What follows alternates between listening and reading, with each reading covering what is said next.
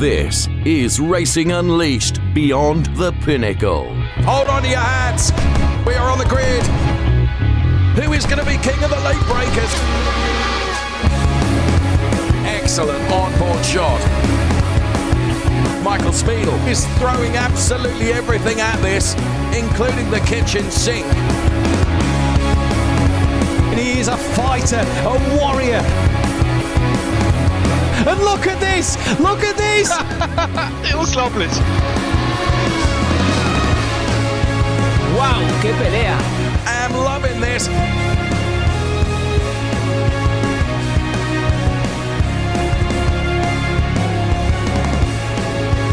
Take your hat off and give him a bow. He's already in the lead and now he can sail off into the sunset. This is Racing Unleashed.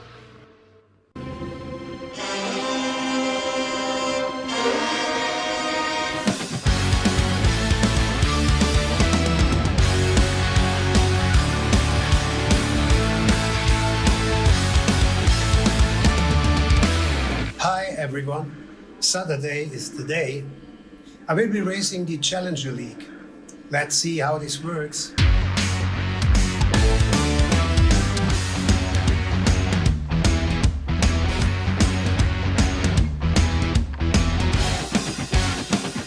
And don't forget, let's make sure that we have a clean and a safe race without disturbing the other contenders who are fighting for the championship. See you there. This is Racing Unleashed Beyond the Pinnacle. Hello everyone, a very good morning to you. Welcome to Racing Unleashed, and this is the final countdown as we reach the weekend that closes the championships. And in our Racer League, of course, the championship has been won. However, in the Challenger League today, with 129 points, David Seed is 1 point ahead of Ciro Zambro with Sinan Demurbis, a third driver, still with the chance of taking first place. Now, as you saw in our fantastic intro, Tatort fans, we have something very special for you because Richie Muller is joining us and will be racing in the cars today. Very much looking forward to that. So lots to look forward to. Where are we racing? The very difficult Imola circuit, which is very hard work indeed. A very technical circuit, and drivers are not allowed to relax even for a moment. It's quite undulating and very, very technical. And the man himself, Richie Muller, then, the Tatort actor, and delighted. Richie, not the first time I've had the privilege of commentating on you, because of course I can remember you at the Nürburgring in the Carrera Cup, where, may I say, your acting skills and racing skills are both first class, Richie. Hopefully. Can you hear me?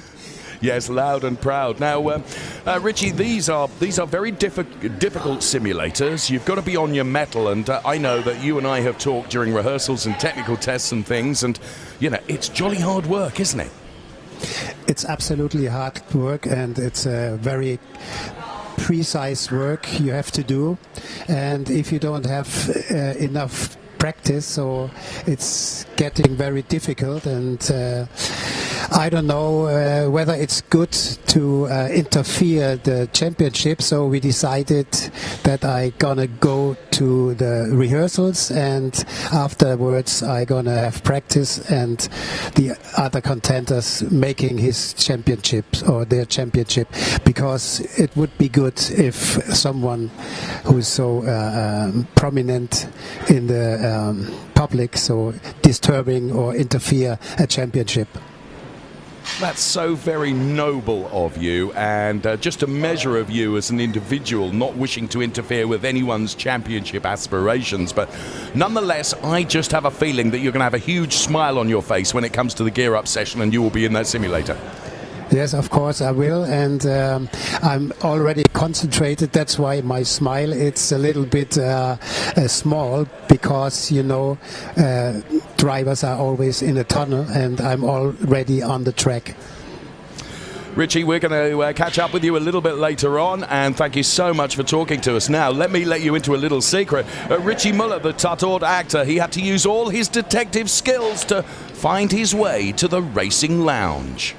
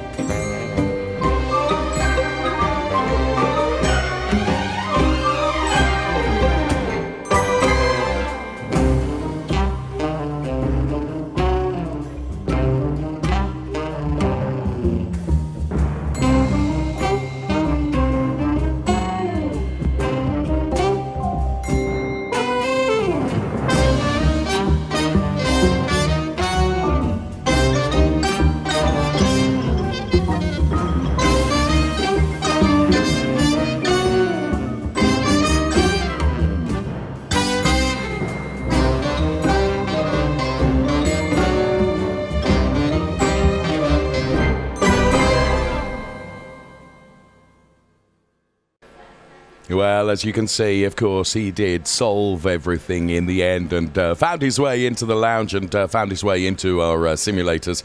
And, of course, we have to come the Gear Up session, which Richie will be taking part in. And he's very nobly decided that actually he wants to use discretion as the better part of valour and not take part in the race today because he didn't want to get involved in any of the championship fights. And, of course, the championship is still fraught between David Seed and Ciro Zambra. Just a point between them, and Sinan Demirbaş is not out of it either.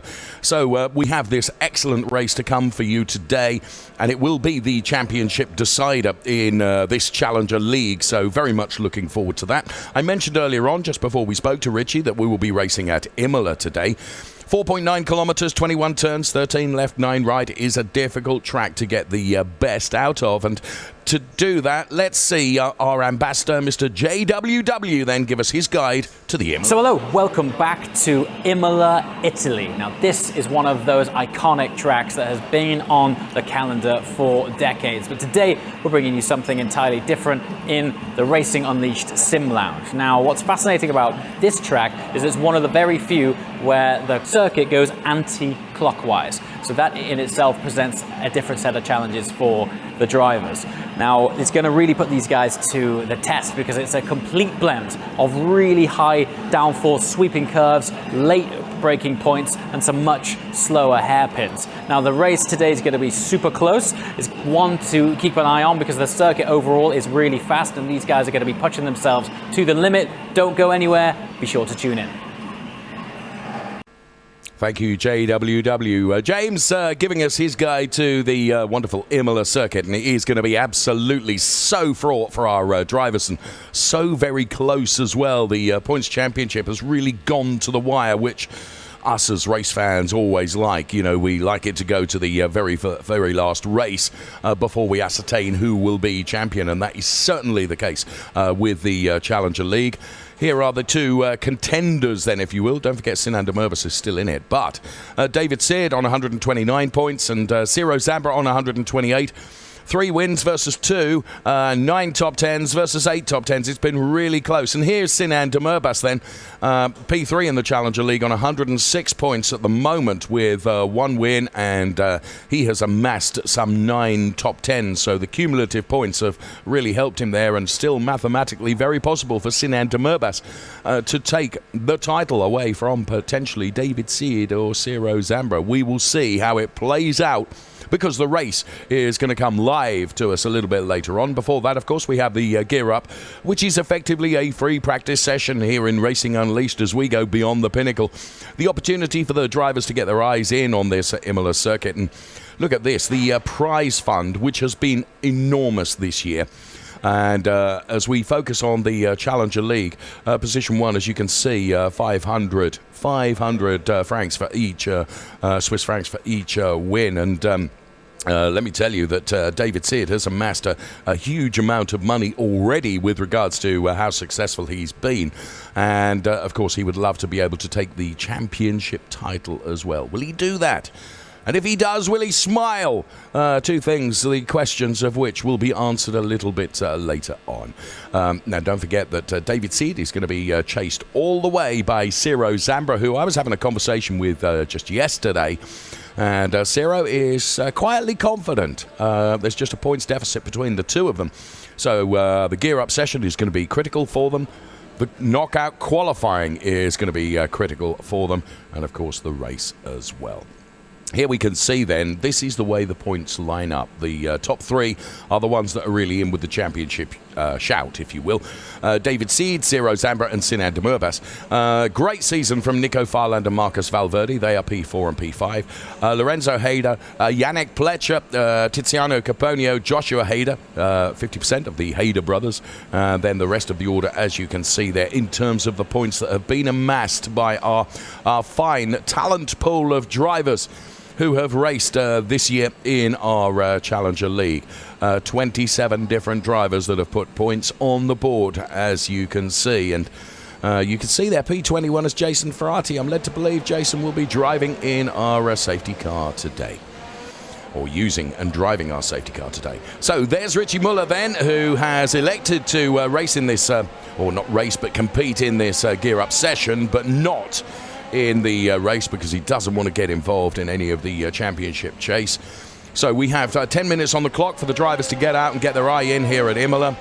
Of course, those wonderful corners at Imola. I mean, there are so many chicanes, and there you can see Richie Muller in strife already. It's difficult, Imola.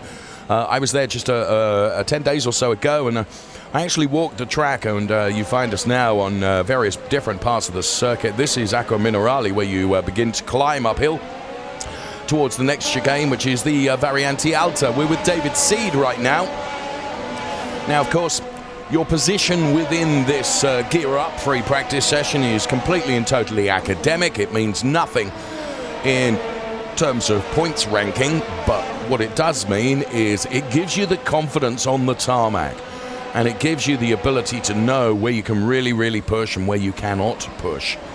Now, the start-finish straight here at Imola is extraordinary because it's just not straight at all. There are two very decisive kinks in the straight, as David Seed is involved in a battle during this gear-up session. Absolutely extraordinary. Every driver champing at the bit to get out there and racing these wonderful Formula Hybrid X Evo 2022 simulators. Awesome cars, awesome track, and an awesome championship all season long that has played out for us.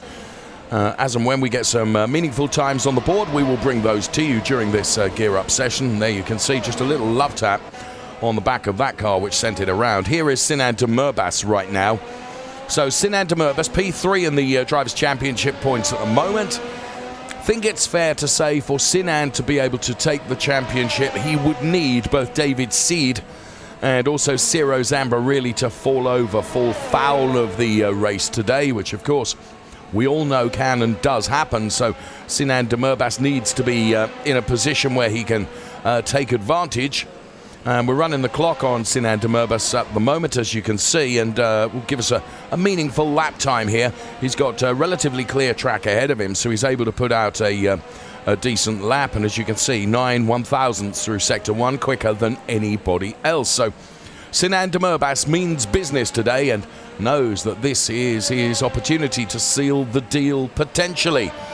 But in fairness, when a racing driver is always reliant upon the results of others or the lack of results for others, it's perhaps a perilous position to be in, as he really cuts the corner there at Acqua Minerale, and I'm sure Race Control will take a look at that. 53.014 is the target time, and as you can see, he lost some 3/10 in that sector, so it didn't, the middle sector didn't work for him.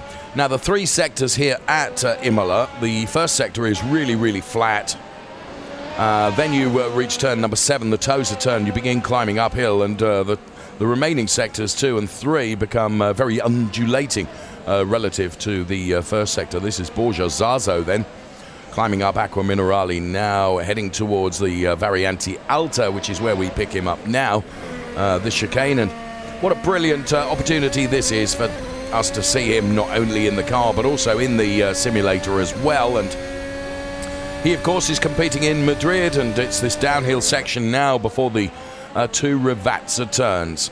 David Seed is currently the fastest. Just 4 100ths behind, though, is Joshua Hader, and this is Richie Muller then. Full of focus, full of concentration, as you can see. Really getting to grips with this fantastic opportunity through Acqua Minerale then. Climbing up, and there's David Seed having set a 121.012 with Hader in P2, just 4 100ths behind. And here is David Seed then, also in Madrid. And we can see him hard at work inside the car. Acqua Minerale is where he is now, climbing uphill. He's got traffic ahead of him. And Ciro Zambra that we pick up on once again, a 127.39. A 121.012 from David Sid, the 127.39. Not featuring on our graphics to the left-hand side of your screen. Possibly the time was taken away from an excursion in track limits, maybe. Ciro Zambra now goes quickest, and here is Ciro Zambra. So racing in our Zurich lounge, and Ciro Zambra has taken just under 4/10 out of Nico Farland, and Nico Farland himself relegating David Seed to P3. Here is Sinan Demirbaş. He's in our Munich lounge. Really good to see. Sebastian Hirsch was watching on behind him. Sebastian Hirsch recovering from injury. Not brought about by racing, it has to be said, and really, really nice to see Sebastian Hirsch in the lounge as well. So Ciro Zambra is top of the charts at the moment. Then it's Nico Farland, David Seed, Lorenzo Hader and Joshua Hader, ahead of Miguel and Honig, who are P6 and P7. So Nico Farland currently 3/10ths down on the very fastest time that has been set thus far from Ciro Zambra. And my goodness me, there's only 2.5 minutes remaining of this gear up session. So it comes thick and fast then.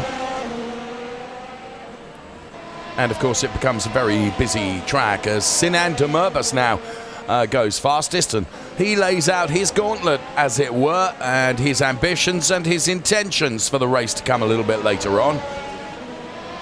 David Seed down there in P4. Make of that what you will. And there is Sebastian. So absolutely thrilled to see you back, Sebastian Hirsch, and speedy recovery, friend, and we can see you back in a simulator very, very soon. Tiziano Caponio is P3 with a 127.38. Running the clock on Tiziano right now. Well, running the clock on Tiziano Caponio proved to be not the wisest thing, as Tiziano finds the gravel and gets back out onto track. So Tiziano Caponio will not be troubling the top 2 times with that lap. Where is Richie Muller? Well, doing a very creditable job. P15 at the moment. And there he is in the simulator. And we can see his inputs and how they relate to how the car is out on track. And you can see just how hard work it is. Acqua Minerale. And Richie Muller, I have to say, I don't want to disturb you, but I am going to disturb you. It looks like it's hard work for you. Yeah, it's at the moment. I'm sorry. I just shoot someone from the track. That was probably more my fault than your fault, Richie, because I disturbed you just at the wrong moment. Long downhill section now. Does it give you a thrill, though? Yes, of course. It is a very exhausting race and makes a lot of fun, but you see everyone's overtaking me, so you need a lot of practice on this sim, but it's amazing. It's a real race. It's nothing to compare with others. It's amazing. Well, Richie, we'll let you get back to it because there's only 10 seconds left of this session. Well done to you. Very creditable P15 you are at the moment, which you should be very proud of. So thank you, Richie Muller, for talking to us in the middle of the gear up session. And brilliant to talk to Richie as we get the checkered flag out on the gear up session now, which Ciro Zambra has led. And he goes P1. Sinan Demirbaş is P2. Where is David Seed? P3. 1:05. Just saying. Of course, it means nothing. This is only a gear up. It's a free practice session. It's not knockout qualifying. But it just does give us an indication of who's doing what. And Ciro Zambra then, as you can see, he has taken significant time out of the other drivers that are out there on track. And a 1:20.032 is some 3 1/3 tenths quicker than Sinan Demerbas and Nico Farland. And David Seed, just as he crosses the line, he gets a little bit closer and goes to P3. It's going to be really exciting when it comes to the knockout qualifying, and also really exciting when it comes to the race. Of course, the championship up for grabs today and will be sealed in the Challenger League today. And there we can go into the lounge and see everyone as we have completed that gear up session then. So the lounges that are competing during the course of our competition today, whether it's Zurich or Munich or Calm or Kemptal and there is the prize money that is up for grabs in the Challenger League. It's the left-hand side of the screen that we're concentrating on today because, as always on a Saturday, it is the Challenger League drivers that race, and that is the big bucks up for grabs. And the championship will be won today. Going into the final race, just a point between David Seed and Ciro Zambra. And Ciro Zambra, of course, has laid out his intentions by being the fastest during that gear-up session. So can he translate that into success in qualifying? Well, time will tell. And there, once again, you can see to the left-hand side of your picture is Sebastian Hirsch here, and we're absolutely thrilled that Sebastian is back in the lounge. We'll be even more thrilled when he's back in a simulator and racing. So all the drivers, of course, will be getting prepared for the knockout qualifying to come, and that is going to be absolutely critical. Now, what I've loved about the knockout qualifying all season long and is that the drivers that are leading the championship have to start from the back of the pack, and therefore knockout qualifying becomes like another race in itself, and they have to do plenty of overtaking to elongate their stay, if you will, in the knockout qualifying session, which is well, it's an absolute thrill for us because it means that the whole thing becomes like another race. It's really, really entertaining. So very much looking forward to the knockout qualifying and for the race to come as well. And here we can see then at who they're going to line up, or how they're going to line up, with Mohamed Ramzi will be going from pole position for qualifying, Santiago Marga. Then it's Nico Honeger, Guzman Migueles, Valentin Georgiev, Sven Nussel, Fabian Meyer, Tyler Klausch, Thomas Herzog. I was having a nice chat with Thomas earlier on. Then it will be Borja Zarzo, Mikael Frey, Julian Machas, Dalla Rosa, Yannick Schmidt, Joshua Hader, Tiziano Caponio, Yannick Pletcher, Lorenzo Hader, Marcus Valverde, and Nico Farland. And we're not completed yet because we will see Sinan Demerbas and Ciro Zambra, David Seed, and Richie Muller as well. That's where they will be starting. Sebastian Hirsch, we are thrilled to see you here, friend. And as I say, with all good wishes for your speedy recovery and back into a racing simulator very, very soon. So all good wishes sent to our colleague there, Sebastian Hirsch. So Imola circuit then, what a track, and here it comes in all its glory. As I mentioned earlier, the Autodromo Internazionale Enzo and Dino Ferrari, 4.9 kilometers. It contains 12 left-hand turns, 9 right-hand turns. It's a 470-meter sprint from the start to turn 1, and it's one of the few tracks to drive counterclockwise. And of course, it is home turf for Scuderia Ferrari. Let's take a look at some of the highlights of this extraordinary track. So the start-finish straight really isn't straight, and as you can see, you have to hug the kinks as you head into the first chicane. And this is the Variante Tamburello. You've got to be quite keen over the curves to get a perfect exit before a blast of throttle before the next chicane, which is the Variante Villeneuve. It comes along very, very quickly, and from here you are heading to the left-hander, which is turn number 7, Tosa, and you begin climbing uphill from Tosa, heading towards Piratella. There is a kink that will take you just before you get to Piratella. And this is it. You start to run downhill heading towards the Acqua Minerale, which is the next sequence of turns that you will see on our brilliant track preview. This is Racing Unleashed Beyond the Pinnacle. Acqua Minerale, you reach the bottom of the hill and you start climbing once again. And have we finished with the chicanes? Oh no. Variante Alta awaits you. It's another very difficult one. And then it's a downhill sprint all the way to Rivazza. 2 turns, Rivazza 1 and Rivazza 2. To set you up, the exit of Rivazza 2 for a blast along the start-finish straight. And that is a lap of this wonderful Imola circuit. And that was our track preview.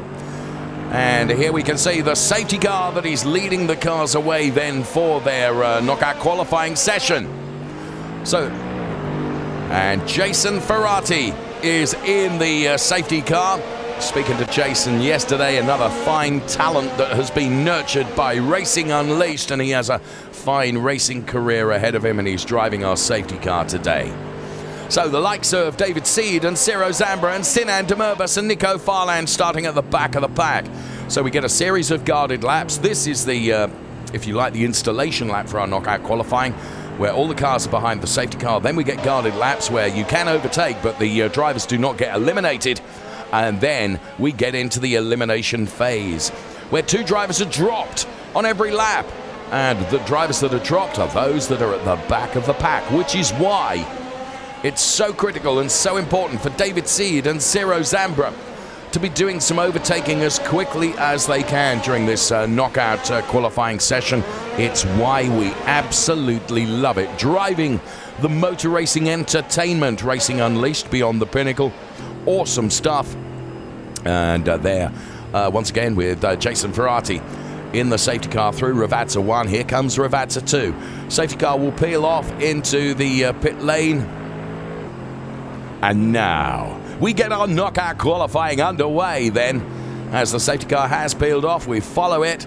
And now, as you can see, drivers weaving from side to side. Mohammed Ramzi then going from that P1 position in a very privileged position because, of course, he's got clear track ahead of him.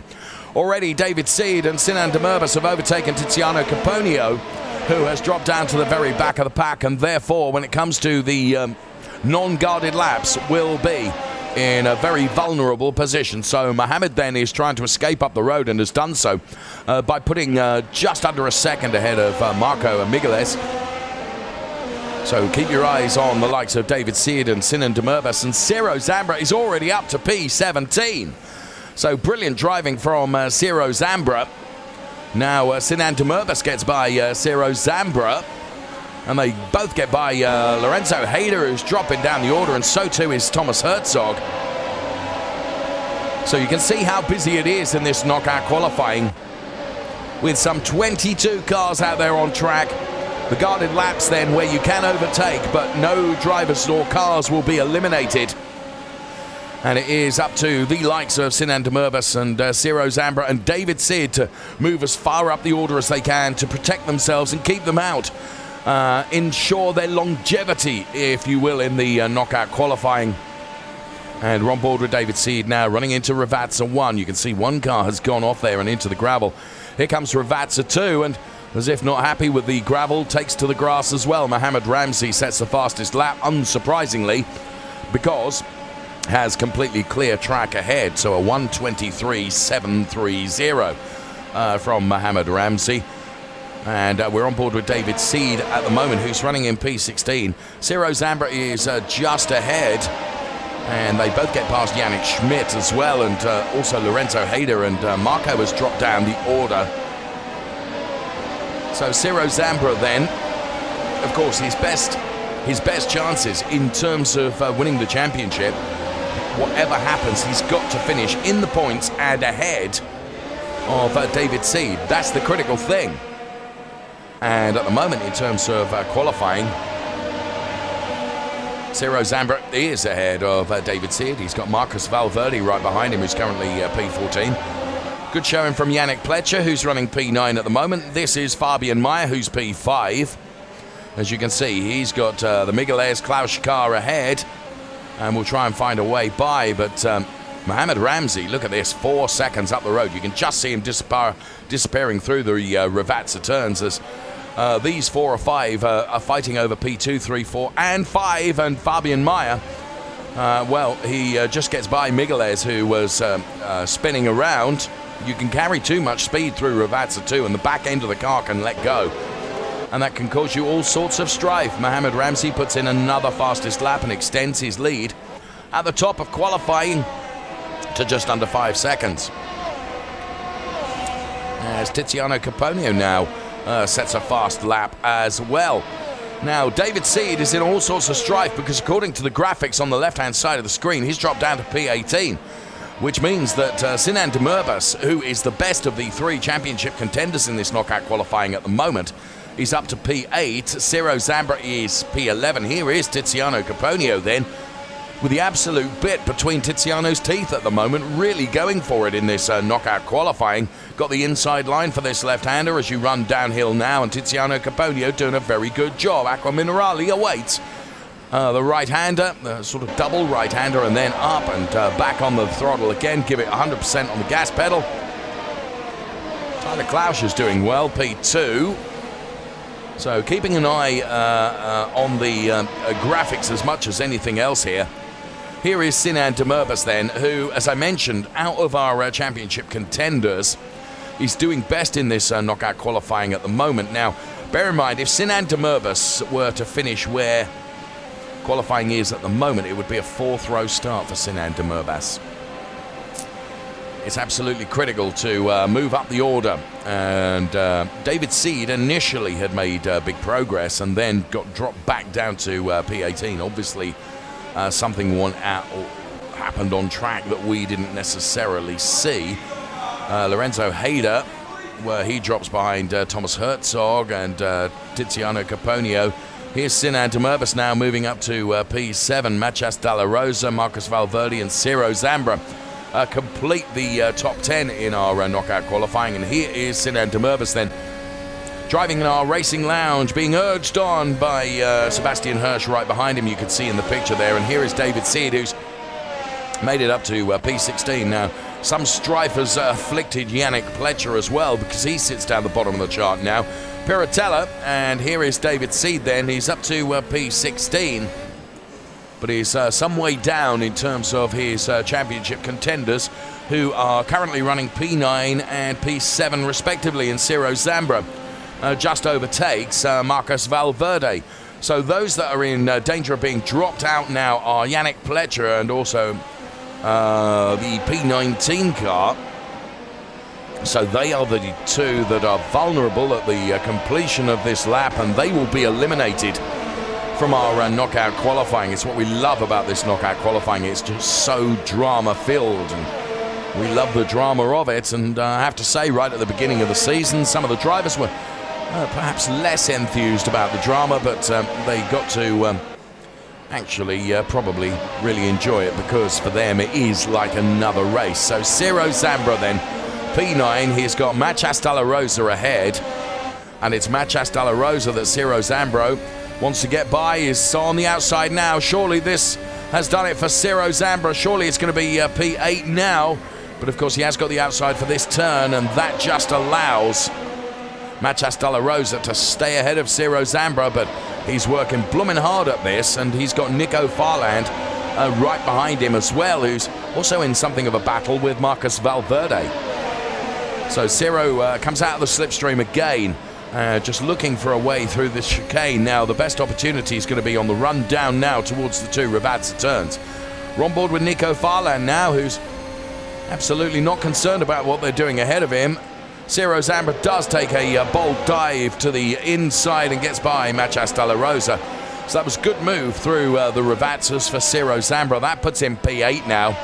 So it would be a 4th row start for Ciro Zambra if the qualifying session were to finish now. But of course, we still have many laps of this qualifying to do, and many laps for David Seed. Well, not so many laps for David Seed, but as you can see as they head up towards the first chicane, David Seed is just 1 lap away from being in the elimination zone.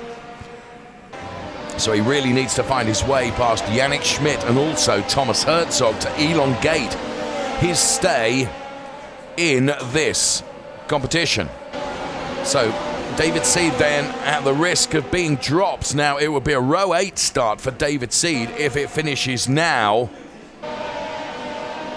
Meantime, Ramzi Mohammed doing great job staying out there P1, 3.2 seconds ahead of Tyler Klaus. You can see how aggressive David Seed is at trying to elongate his stay in this knockout qualifying. And at the moment, he's got to find over the final few turns away past Thomas Herzog to be able to stay in this qualifying, so the drama really comes alive. David Seed goes to the outside of Thomas Herzog, Herzog on the inside. And as they head now to the start-finish straight, has David Seed got enough momentum just to put himself ahead of Thomas Herzog? I don't think he has. And sure enough, David Seed then, he does do it, just puts himself ahead of Thomas Herzog, which means that Thomas Herzog and Yannick Schmidt then. And now you can see the gap that David Seed has got to reel in from the cars ahead of him now, Migueles and Tiziano Caponio. So, row 7 start at the moment for David Seed. Sinan Demerbus on a row 3 start. Ciro Zambra on a row 4 start. That's the way it looks at the moment if everything stays the way it is. But I really rather suspect that it won't. Although David Seed is not making the progress he would like on Migueles ahead. So this would mean at the conclusion of this lap, if David Seed is not able to get by, then he's got to get by not only Migueles, but also Tiziano Caponio, and it's going to be a big ask, and it's not going to happen. I don't think. Unless there's a big mistake from the drivers ahead. This could be the end of David Seed's knockout qualifying, a row 7 start, P14. So through the 2 Ravazza turns, David Seed has delivered everything he can. And it is going to be a row 7 start for David Seed. That's going to make the championship chase very interesting indeed. So there you can see, he's parked the car up and he's out. And now in the drop zone are Machas de la Rosa and Marcus Valverde. We are with Marcus Valverde now. Here's Joshua Hader. He's doing a very good knockout qualifying. He's up to P4. So it is Mohamed Ramzi, Tyler Klaus, Borja Zazo, Josh Hader, Sinan Demerbus, Mikko Frey, then Ciro Zambra. So Ciro Zambra trying to chase down Mikko Frey to get to a row 3 start. Sinan Demerbus doing a very good job. Here's Tiziano Caponio with a trademark baseball cap on. It adds something to the downforce inside the simulator, you know. And Tiziano Caponio trying to find a way past Machas de la Rosa here as they go side by side into the Ravazzas. Think that probably Machas de la Rosa will have done enough here. So it is going to be Machas de la Rosa and Tiziano Caponio that we lose from this lap of our knockout qualifying. And it's going to be Nico Farland and Marcus Valverde that are next. And here is Julian Machas de la Rosa racing in Munich and having a real battle here. And a very good avoidance then of the spinning car of Tiziano Caponio. Right, Sinan Demerbus jostling with Josh Hader now. So Fabio Meyer and Marcus Valverde the next in the drop zone. Here is Sinan Demerbus driving really well in this knockout qualifying. Hello. All 3 behind there urging on Sinan Demerbus. We're on lap 10 of this extraordinary knockout qualifying, which we love so much. It drives so much race excitement for us because it is like another race. And Sinan Demerbus then. And Joshua Hader. Josh driving really well. P4 for Joshua Hader. Ciro Zambra some distance behind P6. Here's Fabian Meyer then, also in Munich. Quiet concentration then on the face of Fabian Mayer. Accelerating. And for Fabian Mayer, Michael Frey, then their knockout qualifying is over. So Michael here in Kemptal. Mohamed Ramzi with a very, very good qualifying, and Tyler Klausch P2, Borja Zazo P3. Then it is Joshua Hader, who has been able to hold Sinan Demurbis behind, but now Ciro Zambra is up to P6. So for Ciro Zambra, a row 3 start potential. Here's Marcus Valverde then. You've got to be so aggressive over the curbs here at Imola to get everything nailed perfectly in terms of giving you a great run on to the next full throttle section of the track. And you've got to be oh so brave and really rattle the cars across the curbs as Marcus Valverde and Nico Farland then, as they run down to the 2 Ravazza turns. It's going to be all over for Nico Farland and also for Marcus Valverde. Or is it? Because Nico Farland, by dint of a spinning car ahead of him, Nico Farland will go through, and the spinning car was Sinan Demurbis. Wow, that has painted a different picture of this knockout qualifying then.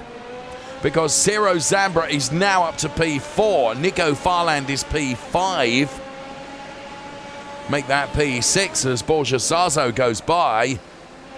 So all of a sudden, the intensity of this knockout qualifying becomes even greater, as you can see. Sinan Demurbis, who had done such a good job during that knockout qualifying, now finds himself starting the race behind Ciro Zambra, but ahead of David Seed. Now, in the laps that are left in this qualifying, is it possible for Ciro Zambra to find a way past Joshua Hader? It's going to be a big ask, in my opinion. Nico Farland gets to breathe another lap, and if he could get by Borja Zazo, he'd then got to try and get on terms with Ciro Zambra. So it wouldn't mean that he gets another lap in qualifying, but it would mean an additional place forward on the grid as he takes to the grass, and a little touch, and oh, that's a big save from Nico Farland. He held on to that really rather well. Goodness me, a real heart-in-the-mouth moment for Nico Farland. But it is going to be a P6 start for Nico Farland, P5 for Borja Zazo, and Ciro Zambra up to P4. It's a second row start, which is, well, the stuff dreams are made of, I would suggest, in terms of knockout qualifying. And there you can see Borja Zazo parks the car because he is out. Can Ciro Zambra find a way past Joshua Hader? I think it's unlikely. I think it's going to be too much of a big ask here. So we will see. But Ciro Zambra, as always, quietly confident, just goes about his work to the best of his ability, and his ability shines high in the sky because he is so, so good. A real quality championship contender. And as you can see, he is lining up Joshua Hader. It could be a P3 start for him if he can get by Josh Hader. Running downhill, is he going to be king of the late breakers into the Ravazza turn? Ciro Zambra. He's got to get to the inside. Joshua Hader is clinical, clean and tidy though. And runs to the line now. So it is going to be Joshua Hader taking P3 ahead of Ciro Zambra, although Zambra, with a drag race right to the line, was not able to do it. And this is Tyler Klausch. And he can see Mohamed's car ahead of him. And he's got merely this lap to try and get on terms with that car. And that too is going to be a huge ask. So Mohamed Ramzi, Tyler Klausch going to be P1 and P2 unless something disastrous happens. And I certainly don't want to be the broadcast commentator curse on this. But it is Mohamed Ramzi from Tyler Klausch then as our knockout qualifying reaches its conclusion. Mohamed Ramzi has not put one wheel wrong for the entire qualifying session. Of course, he's had clear track ahead of him, and therefore on board the Formula Hybrid Evo X 2022 has been able to nail every apex and every single lap and deliver consistently fast laps. And that's why Mohammed Ramsey will head towards the checkered flag here. And the qualifying session for Mohammed Ramsey has been the stuff that dreams are made of, because he will take pole position into towards the Variante Tamburello now. Ramsey and Tyler Clausch then P1 and P2 here at Imola. Another very, very entertaining and dramatic knockout qualifying that we've enjoyed from Racing Unleashed, as we have truly gone beyond the pinnacle this year by delivering great entertainment and great racing as well. Awesome. Love knockout qualifying. It's been a feature of the season, which I was a huge exponent of right from the start of the year. Some drivers may be less than enthusiastic about it, but for us, it just delivers and over-delivers, and plenty of drama. And there you can see to the very left-hand side of your screen the shorts-wearing Yannick Pletcher. As always, is something of a fashion statement, with the light blue T-shirt being worn as well, a perfect attire when combined with racing boots and gloves. Of course, Yannick Pletcher was out of the qualifying session earlier on, and it's Tiziano Caponio to the very left-hand side of the screen you can see now. And the racing boots from Yannick, as you can see, bright orange. It's a colour combo that seems to work. So discussions going on after the qualifying, as is always the case. And there's Ciro Zambra, just on the steps there, as you can see. Ciro Zambra, well, he's put himself into a very good position when it comes to the race, because of course he will be starting ahead of David Seed, and with regards to championship aspirations, it's absolutely critical for him to be ahead of David Seed. Sinan de Murbas was the real jostler in terms of that knockout qualifying, and drove extraordinarily well. Unfortunately lost out towards the end of the knockout qualifying, but his early laps were things of beauty to behold, I have to say. And there you can see all the discussions going on inside the lounges. Of course, we combine all our lounges across this fantastic competition, which is Racing Unleashed, and we are with the Challenger League. And Richie Muller, wow, this, I'm never cease to be amazed at just how competitive and how tight everything is in Racing Unleashed, and I'm sure you're going to say that's your experience as well.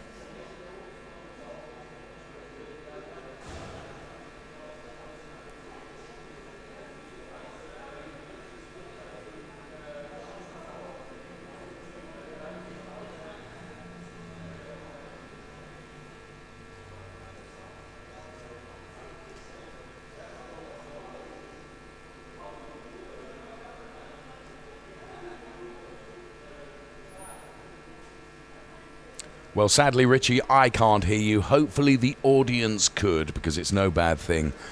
So, unfortunately, Richie Muller not able to bring us. He was chatting away there merrily, but given to understand that you couldn't hear any more than I could. But not to worry. We will, of course, be checking in with Richie Muller, I don't doubt, during the course of our programme today. And what a knockout qualifying it was. Now, of course, race control take a look at all the incidents inside that knockout qualifying, just to make sure everything was fair. But as soon as we can bring you what will be a confirmed qualifying order, we will do that. Of course we will. But as it stands at the moment, from what we saw on screen, bear in mind that Ciro Zambra will be starting ahead of David Seed, and that is absolutely critical, as I said earlier on in the program, with regards to the championship aspirations of Ciro Zambra. And David Seed and Sinan de Murbas then are going to have work to do, potentially, to lift that championship today. Of course, Challenger League today, Racer League tomorrow. Racer League Championship is already decided, but P2, 3 and 4 still up for grabs, so that to come tomorrow. But today we focus on our Challenger League drivers and the fantastic racing that they've given us across this awesome season. Of course, once the championships are decided, this weekend. It's not the end of it. Oh no. In terms of bringing you extraordinary value, we have a Battle for Glory event that will be taking place as well, and that comes up in December at a venue that I still know not where, but at a secret track. That is where the Battle for Glory, the non-championship Battle for Glory, will be held. And Mohammed Ramsey, who delivered. Honestly, Mohammed, I am in awe of you, because you just escaped up the road and you never looked back, and you were consistently quick. You must love Imola, Mohammed. Yeah. It was really a really nice track, but you can easily do mistakes in that and get off. You can spin off very easily in that track if you get some corners wrong. So what I was trying to do is try and be consistent as possible and not push too much at the same time. So I think, it paid off at the end. Everyone tells me, or racing drivers that I speak to, Mohammed, is that because Imola is such a technical circuit, you almost don't have time inside the simulator to breathe. You know, you're on it all the time. Is that true? Absolutely, yeah. I was actually fuming inside the cockpit, like as if I'm in a sauna or something like this. So it's pretty technical, to be honest, and you have to put 100% of your focus all the time during the race. Otherwise, you might spin in a second or something like this. Now, of course, Mohammed, the big championship battle that you're not involved in is going to be happening behind you today when it comes to the race.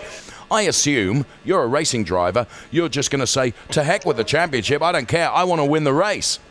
No, to be honest, I'm a clean driver and I always want to be so. So if I see the championship leaders battling behind me and they're catching me up, I'll just easily let them pass. Otherwise, I'll just do my own race and focus on my own.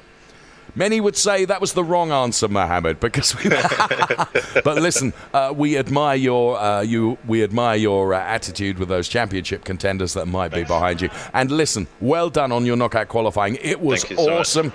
And we look forward to seeing you in the race, and the best of luck for that. Yeah, thanks a lot, and lovely to talk to you. I watch you a lot on YouTube, and finally to get to talk to you in person. Yeah, it's been a privilege. Oh, Mohammed, you say the nicest things. Thank you so much. Good luck for the race. Thanks, sir. See you. Mohammed Ramsey, then, who will be going from pole position, and richly deserved, because it was an awesome display during qualifying. So well done, Mohammed, indeed. And I have to say, fair play to the guy. You know, if he says the championship battle is going to be going on behind me, I'm not going to get in their way. This is what has been up for grabs all season long. And listen, Mohammed, you can still bank 500 Swiss francs for taking the win in your race. So, you go and try and win it. 2022, so much was uplifted in Racing Unleashed as we deliberately, our phrase has been beyond the pinnacle. We have gone beyond the pinnacle, and that's certainly true with this huge prize fund that has been available, over 200,000 Swiss francs. And here we can see in our lounges, and I would urge you, as Richie Muller continues there in the lounge, as you can see, I would urge you to come and visit one of our racing lounges, because they are awesome places. The atmosphere and the camaraderie between the staff and the drivers is truly awesome. It really, really is. The Formula Hybrid X Evo 2022 simulators, and there indeed is our pole sitter who we had the privilege of talking to just a few moments ago. And there you can see from a different angle what it's like inside the lounges. And our drivers, of course, all their focus and preparation now that the gear-up session is done, and now that the knockout qualifying is done, it's all down to the race, and it is one race left before the championship title is decided. And still the opportunity for three drivers to take that championship: David Seed, Ciro Zambra, and Sinan Demurbis. And the thing of motor racing is you can never predict. Let's take a look at some of the replays then. And Yannick Pletcher, wow, in all sorts of strife. This was Lorenzo Hayder, and we actually, good avoidance there. Nico Honeger then watching him, and that's just how easy it is to get it wrong. And Mohammed was telling us you've got to be on it all the time. And Borja Zazo here, just making contact as the gap that he was in began to really rather dramatically close. And Thomas Herzog, one of our drivers that's based in our lounge in Kemptal, Marcus Valverde then, and with open wheel cars, once the wheels get locked, Tiziano Caponio then with a little love tap on the back of that car, sent that around. Tyler Klausch was also involved in some action as well, going into the Ravazzas, as you could see. And Sven Newsell also doing almost exactly the same. And that's why our race control team take a look at everything before absolutely nominating their confirmed result from qualifying, because they have a number of replays to look at and to decide if anyone deserves to pick up penalties or what have you. Not to be a race director. And talking of race directors, they are assisted by a top racing driver, one Mr. Carl Wendlinger, who also is one of our Racing Unleashed ambassadors, like Richie Muller. And Carl Wendlinger, with a stellar motor racing career, looks at race control from a driver's eye perspective as well, to ensure that the decisions that are made are firm, but they are also fair as well, because it's absolutely critical to make sure that everyone is happy with. Racing drivers always complain about decisions that may go against them, of course they do, but when you have a driver representative on the board of race control, it does make a big difference, because they see it from a driver's eye perspective as well. And that's why Carl Wendlinger, one of our ambassadors, does such a good job. And Carl, as I say, who has had a stellar racing career and is an all-time nice guy. And there you can see him right in the middle of our race control perch there. You can see he's wearing the white shirt. And he is looking at various replays. What I can tell you is P1, 2 and 3 is not in contest. That is absolutely confirmed. The top 3 from our knockout qualifying will be as they cross the line. So as our race control continue deliberating over some replays, we go to another one of our Racing Unleashed ambassadors, and he's head of Fitness Fast. He's our chief fitness ambassador, with some more exercises just ahead of a recap of another fantastic race from Racing Unleashed. So get fit and fast with Ralf Muller. The lunge is an exercise to train the butt and legs. Let's start. Performed in a dynamic form, it is an intense exercise. At the same time, you train balance and your calf muscles. Stand with your feet hip wide apart. Now bend your knees with one leg while taking a step backwards with the other. Don't sit up for a long time, but immediately pull your leg forward and up again. Very important is also that we keep our foot straight ahead, not to left, not to the right, and also don't touch the floor with your knee. You can also do the lunge forward, depending on what suits you better. The standing leg always remains slightly bent. The back leg is always at 90-degree angle at the knee, and the lower leg is parallel to the floor. You do 15 per side. We never skip a leg day, right? Because we want to be champions. Racing Unleashed. Yes, that's a nice one. Off to the next. This is Racing Unleashed Beyond the Pinnacle. Hold on to your hats. We are on the grid. Who is going to be king of the late breakers? Excellent onboard shot. Michael Spiedel is throwing absolutely everything at this, including the kitchen sink. He is a fighter, a warrior. And look at this! Look at this! Unglaublich! Wow, qué pelea! I'm loving this.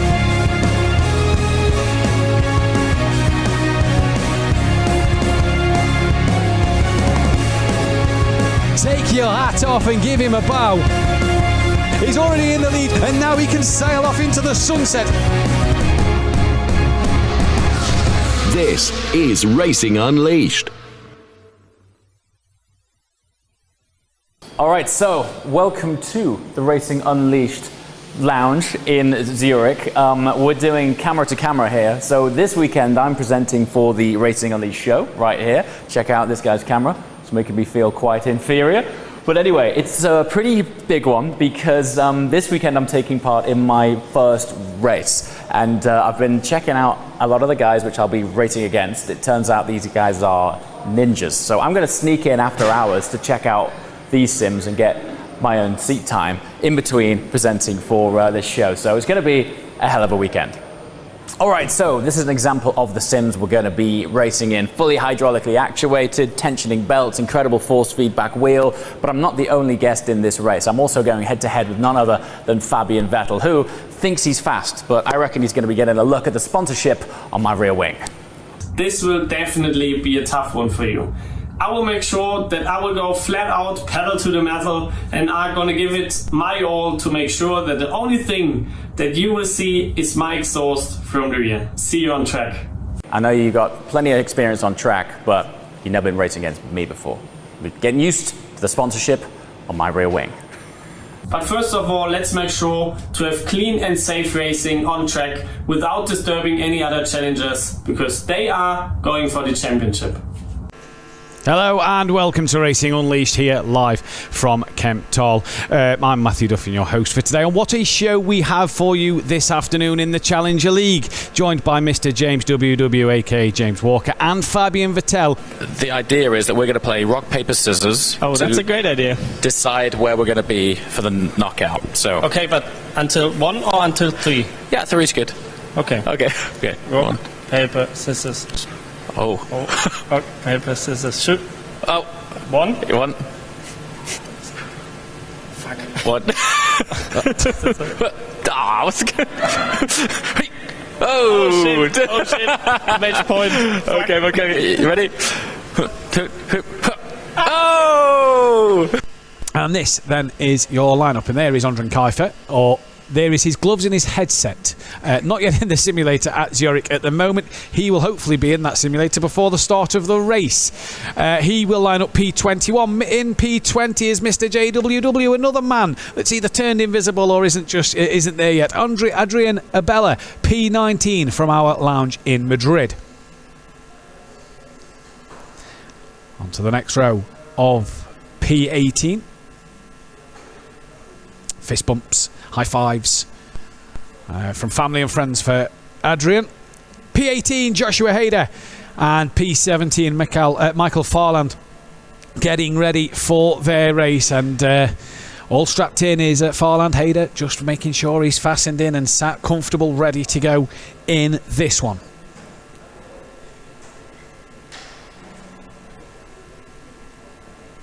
P16 then on the grid, and that goes the way of Valentin Georgiev, another man that's disappeared. His gloves and headset are there as Tiziano Caponio lined up alongside him in P15, and he's just getting comfortable and making sure that he's ready to go for this race. There's a lot of drivers missing from their seats. Hopefully they will be back in time.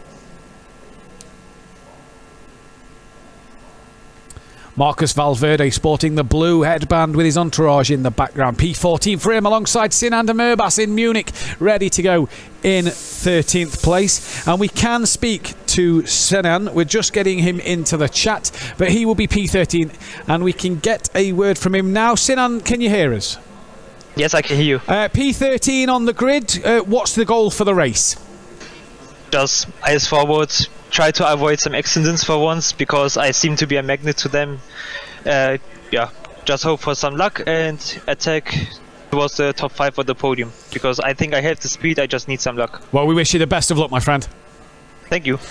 Sinan there, getting ready to go in P13, as is Marcus Valverde. P14, P12 on the grid then, Borja Zarzo, he's ready to go after a few incidents in his qualifying session, demoted 2 places.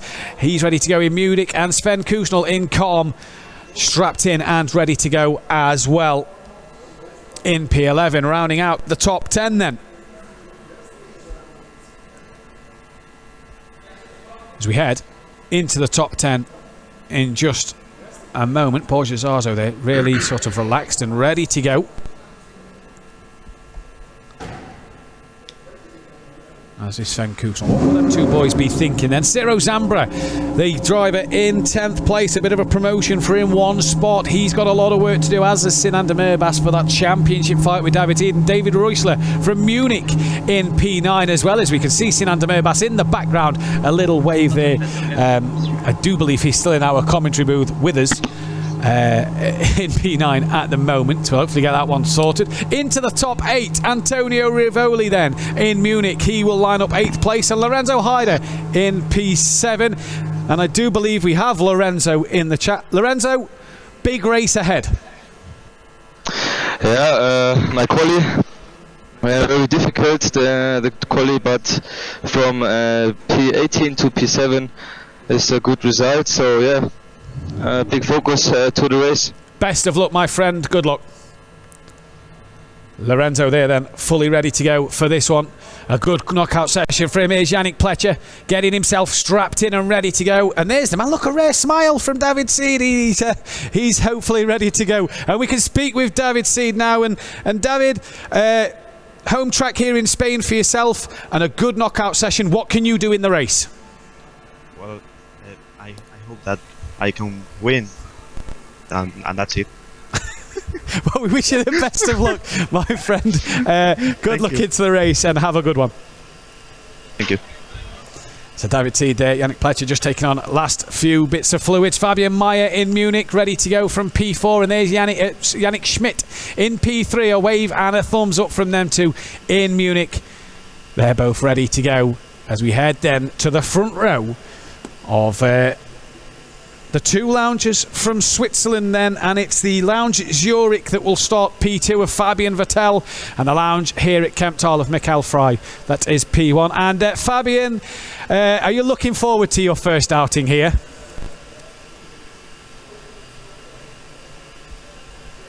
Can't wait to start the race. For me, knockout was quite good. In the end, maybe it could have been a bit better with a P1 maybe, but starting P2 is great. Well, we wish you the best of luck in this race. Have a good one. Thank you. Thank you. So there, Fabian Vettel in Zurich P2 and Michael Frey P1 here in Kemptal, Switzerland on the front row. There then. Everybody ready to go? Well, everybody. There was 3 drivers that was missing from their cockpits. Hopefully they're in them now, and hopefully they are strapped in. Here's the fast facts, though.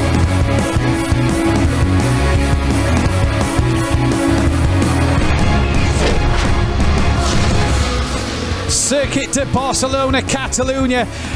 Is what we have here. The pre-season test track for the Formula One. It's 4.675 kilometres, 9 left-handers, 7 to the right, and it is 695 metres from P1 to turn 1. It's Europe's busiest circuit, and we got a real feel of that in knockout. As we head then into the 2021 season, and it was this man, Javier Loro, that was your race winner. Not much of a reaction apart from a little weave across the line and continued down the start straight, but he was your race winner in the Challenger League last time around, last season. Turn 3, one of the corners to look out for. Easy to lose the rear end mid-corner through here. You've got to get a good run because you can make some overtakes into turn 4.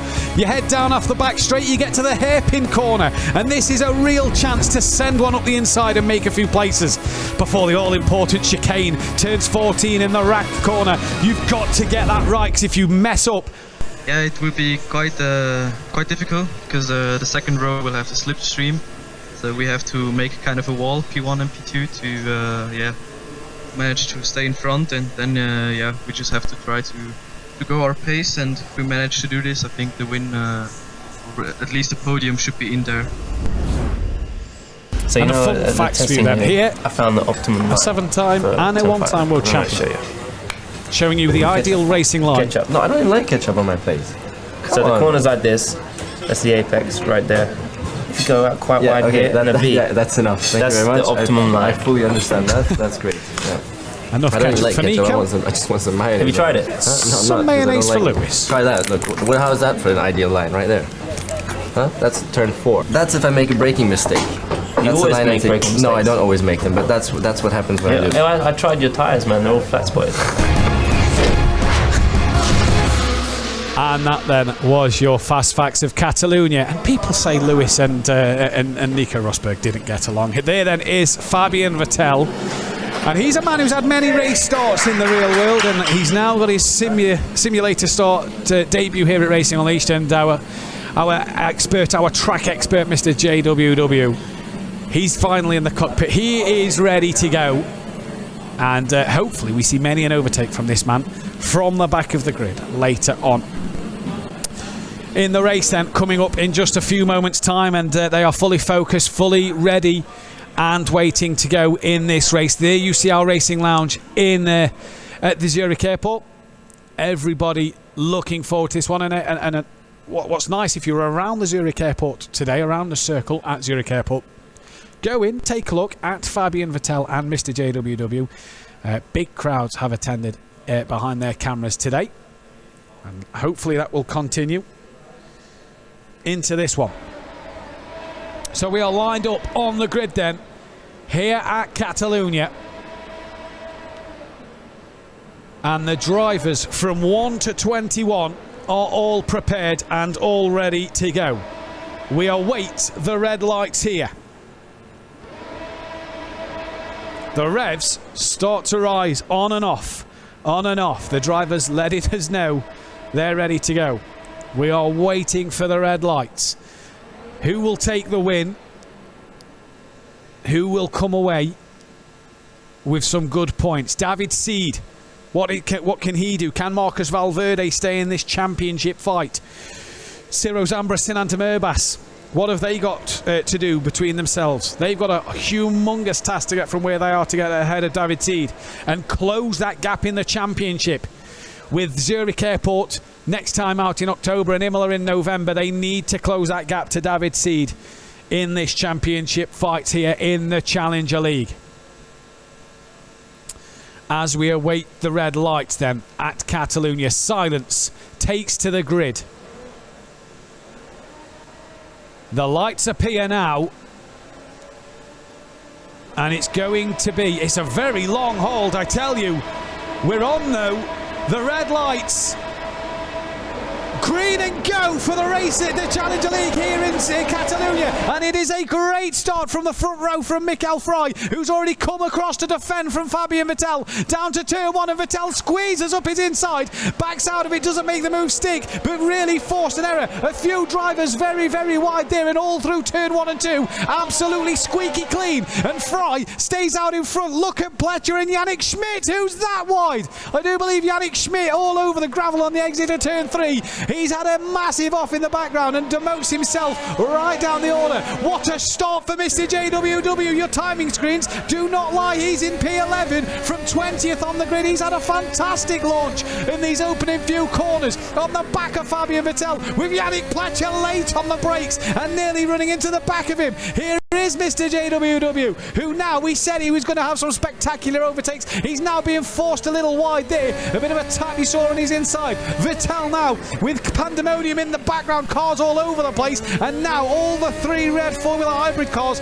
all together of Pletcher, Seed and Meyer. Ciro Zambra, great start from him from 10th on the grid. He's already up to P6 as well, so he's had an absolute flying start. Georgiev down there, it's just past Rivoli, and Farland down the order as well. Sinan Urbas down in 16th place, so he's lost a couple of spots at the start. He now moves his way up into 15th. Here's David Seed at the moment then, P4 and on a charge. He's made up 1 spot on the opening lap, and that is lap 1 of 22, and Vettel there trying to break the slipstream of the cars behind of Yannick Pletcher and David Seed. Here comes Sinan Urbas on the outside of Mr. JWW, and thank you very much Andrin Kiefer and Joshua Hader side by side into turn 1. Oh, contact made, and Sinan Urbas will take every opportunity he gets given to him, and it makes up 2 places there past Andrin Kiefer and Lorenzo Hyder. Mr. JWW made a place up there over Lorenzo Hyder as well. So Sinan Urbas now into 12th. Here is Ciro Zambra on the back of David Seed. He's got past Fabian Meyer. Crucial for this championship fight at the moment. Ciro Zambra then looking for a way past as Yannick Pletcher still trying to stick to the back of Fabian Vettel, and David Seed as well trying to stick with him. Here comes Meyer on Zambra then, as we just come away to JWW, back to Zambra. And he has managed to stay ahead of Fabian Mayer. Tiziano Caponio is now joining this party as well. And what this is allowing, with a bit of a train forming behind Vettel here, is it's allowing Michael Fry to extend that gap out front and really put in some good early laps in this race. The end of lap 2, a bit of a wiggle there as Michael Fry does the fastest lap. Here is Tiziano Caponio on the back of this train behind Fabian Vettel, and he's trying to stay in that slipstream of the car in front. Will he look to make a move into turn 1? He pulls out now. He looks up the inside at turn 1. Easy as you like. Job done for him. P6 so far, and can head after Ciro Zambra now, who is still trying to hunt down the back of David Seed as he pulls out now to look at Seed, and wow, that was some big movements from Ciro Zambra's car there. He's done well not to lose that one. And back behind David Seed he goes, who is fully focused and knows that he's ahead of his championship rival. Sven Kustel down in P8 ahead of Marcus Valverde at the moment. Then, oh, what a shame Mr. JWW has had to go to the pit lane. That is a shame for him. Saying he's back out on track now, so hopefully all well. Kustel there then ahead of Valverde. And Reusler lurking in the background with De Merbas catching him. De Merbas now up to P11 ahead of Borjo Zaza, and he's on a flyer so far. David Seed, there is Yannick Pletcher and Fabian Vettel right in front of him. And a lot of curb there used by Yannick Pletcher. Different lines you see in these drivers take. Now the tricky final section. This is where you can lose or gain so much time. And for Seed, he can just steadily stroll through that chicane, because it's not really an overtaking place where he's going to get a job done, but he's also not going to lose out to Tiziano Caponio. Now Vettel, once again, you see in the cars, snake-like move down the straight. Vettel makes his 2 manoeuvres. He now sticks to a line, defends Jinx left. Pletcher though commits to the inside, and that is it, job done. You bet your bottom dollar it is. And Yannick Pletcher, great manoeuvre over Fabian Vettel. He's into P2. He can now head after Michael Fry, who's 4.7 seconds up the road. Now look at this train. Vettel defending from David Seed. Ciro Zambra's trying to get involved with this. Seed trying to hang it around the outside of Fabian Vettel here then. Can he get it done? Will he stick the nose up the inside? Yes, he does. Brakes a little bit too late. Does that force Vettel even wider? No. Fabian tried to get the cut back underneath. Couldn't get it done there. And that is 2 places lost early doors here for Fabian Vettel. Ciro Zambra can now get on the back as Fabian Mayer has got past Tiziano Caponio in the background. Then Caponio gets back ahead of him. Where is De Merbas? He's up into 10th now. He's ahead of Reusler. Here comes Ciro Zambra. Launches one up the inside. Vettel gives him plenty of respect there. And that is now P4 for Ciro Zambra. So Vettel losing a few spots on this lap. And now Ciro Zambra once again. Oh, hang on to it, Fabian. Hang on to it. As Tiziano Caponio now gains really onto the back of him. All over the sausage curb there, and a bit of a slide out the chicane for Fabian Vettel. Could have compromised a bit of his run, and this really allows Tiziano Caponio to get that slipstream and be all over the back of Fabian. Look at the closing speed for Tiziano Caponio. Valverde does the fastest lap of the race, and Tiziano, he was committed to the inside, and Fabian just leaves him a car's width, and through turns 1 and 2 they go. And Tiziano Caponio here having a fantastic run, but Fabian Mayer's come in. Yannick Schmidt back up to P12 now ahead of Reusler. Valverde fastest lap as he's got past Kushnel for P8. He's now going to head after these two.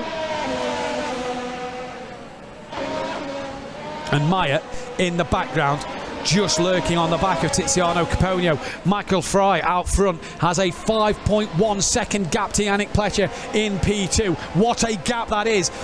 We saw Fabian had a 6-second gap earlier that disappeared. Sinan De Merbas now goes into P9 ahead of Kushnel, so he's coming on a charge as well. He said in the interview on the grid he's got good pace. Let's hope that's the case. And oh no, late on the brakes from Tiziano Caponio and taps Fabian Vettel and spins him round.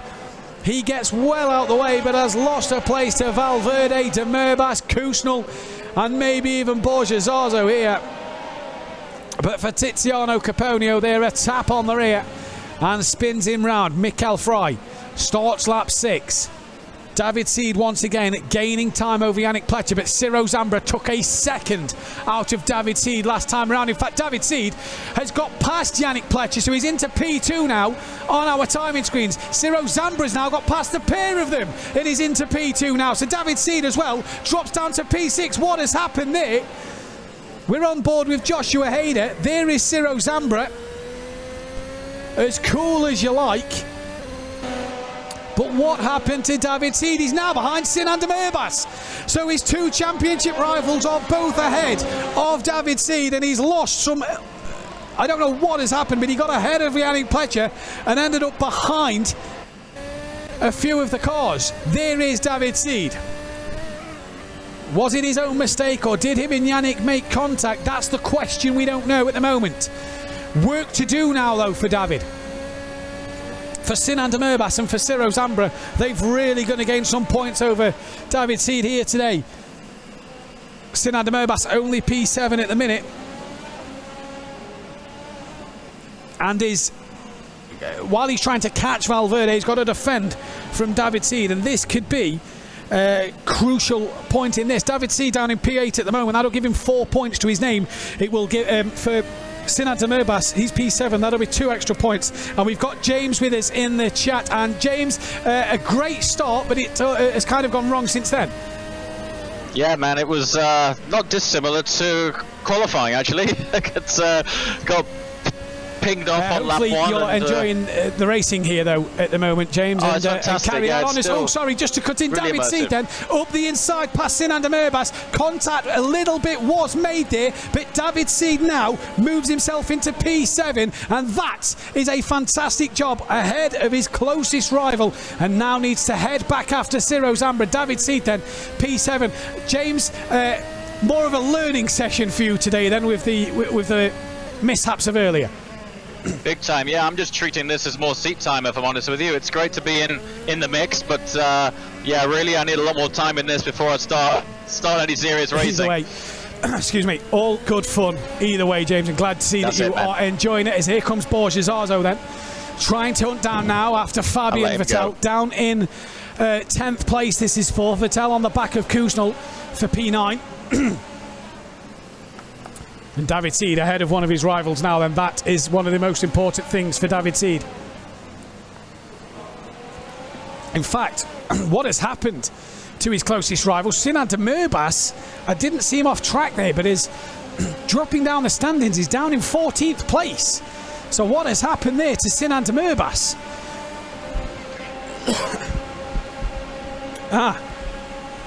So Demirbas then dropping down the standings. Not good for him.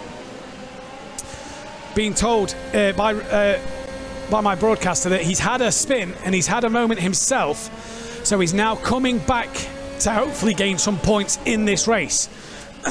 Apologies, sounds like that my voice is starting to break. Borges Arzo then, P10 at the minute, still hunting down Fabian Vettel, who's on the back of Sven Kuznel then. As Georgiev gets past Demirbas, and Georgiev and Demirbas, Farland, Kiefer have all got past Joshua Hader, so a mistake there for him. Here's Lorenzo Hader on the back of David Reusler. This for P12, as there was, I do believe, a car, Mr. JWW, I think that was, just staying out the way and respecting the blue flags there. Borges Arzo, P10, right on the back of Fabian Vettel now.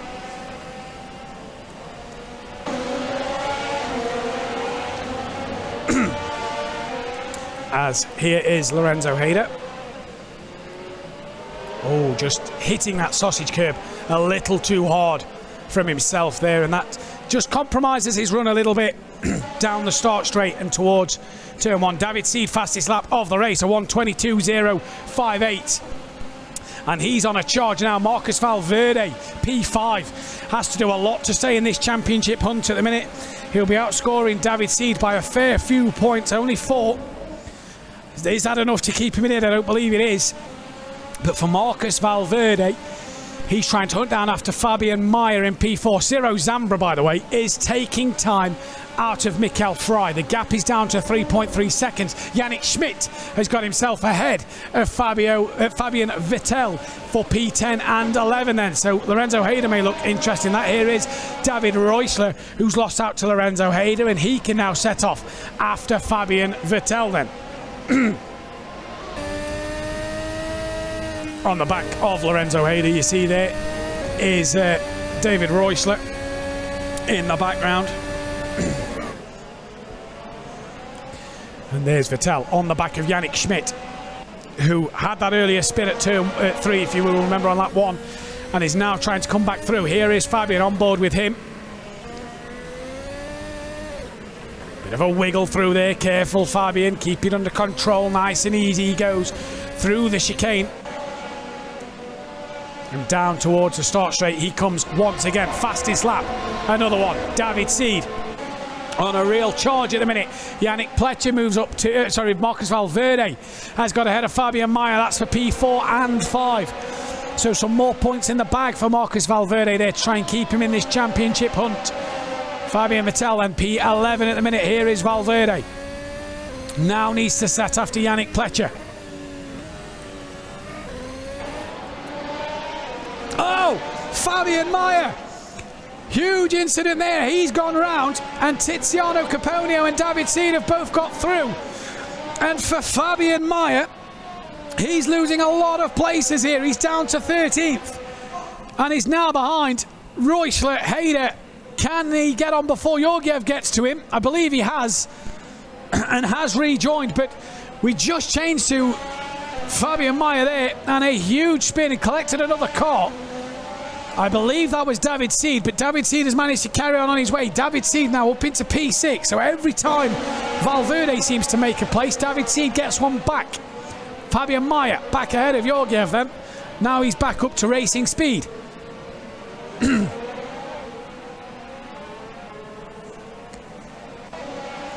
Through the final corner they come now, and here comes Fabian Vettel on the back of Yannick Schmidt and Borges Arzo. They're all doing their best lap times of the race so far. Here comes Lorenzo Hayder trying to gain on Fabian, and I believe we are joined by Fabian now, and we'll just let him get through these tricky set of corners. And Fabian, it was a good start to the race, but you're kind of struggling in this middle part. Yeah, I think that I'm struggling. I would say some unlucky overtakes where some of those guys are not. It looks like you're enjoying yourself though. Big smile on your face, and it's great to see. Of course. The race is great, but I don't want to, disturb side by side any here of those with Lorenzo Hayder, all just over the sausage curve there, and that allows Lorenzo Hayder into P10. So for Fabian there, it's down to P11, but on the back of Lorenzo Hayder, and can hopefully make up another place. And he just gave you enough room there, Fabian. Yeah, of course. I just said some of those guys overtook a bit spontaneous, let's say.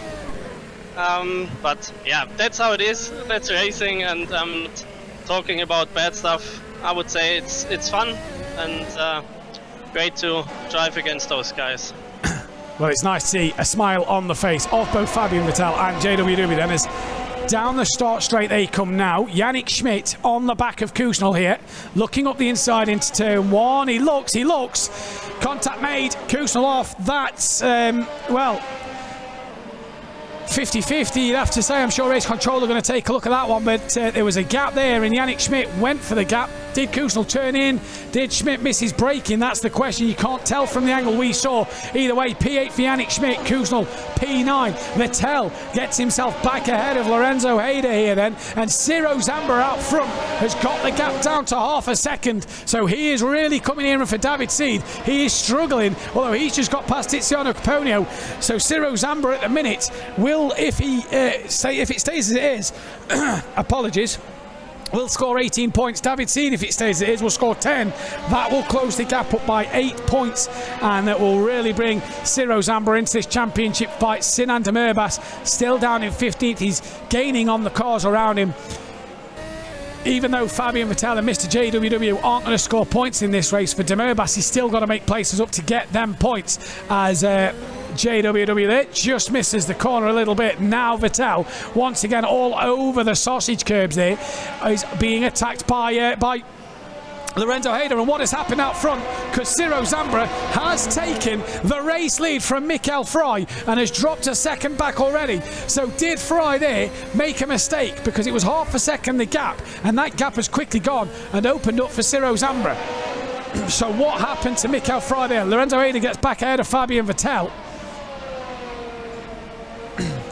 And for Ciro Zamba, 1.2 seconds a gap, a little wiggle there for Mikkel Frey. Now, that changes a lot, because the gap now to David Seed, as what has happened, Fabian Vettel, what's happened to him? He's dropped down the standings, 16th place at the moment for him, so he must have made a mistake or been involved in something somewhere. Now, championship battles, this is interesting now, because Ciro Zambra will score 25 points, David Seed will only score 12, 13-point difference, and they're only separated by 19 points.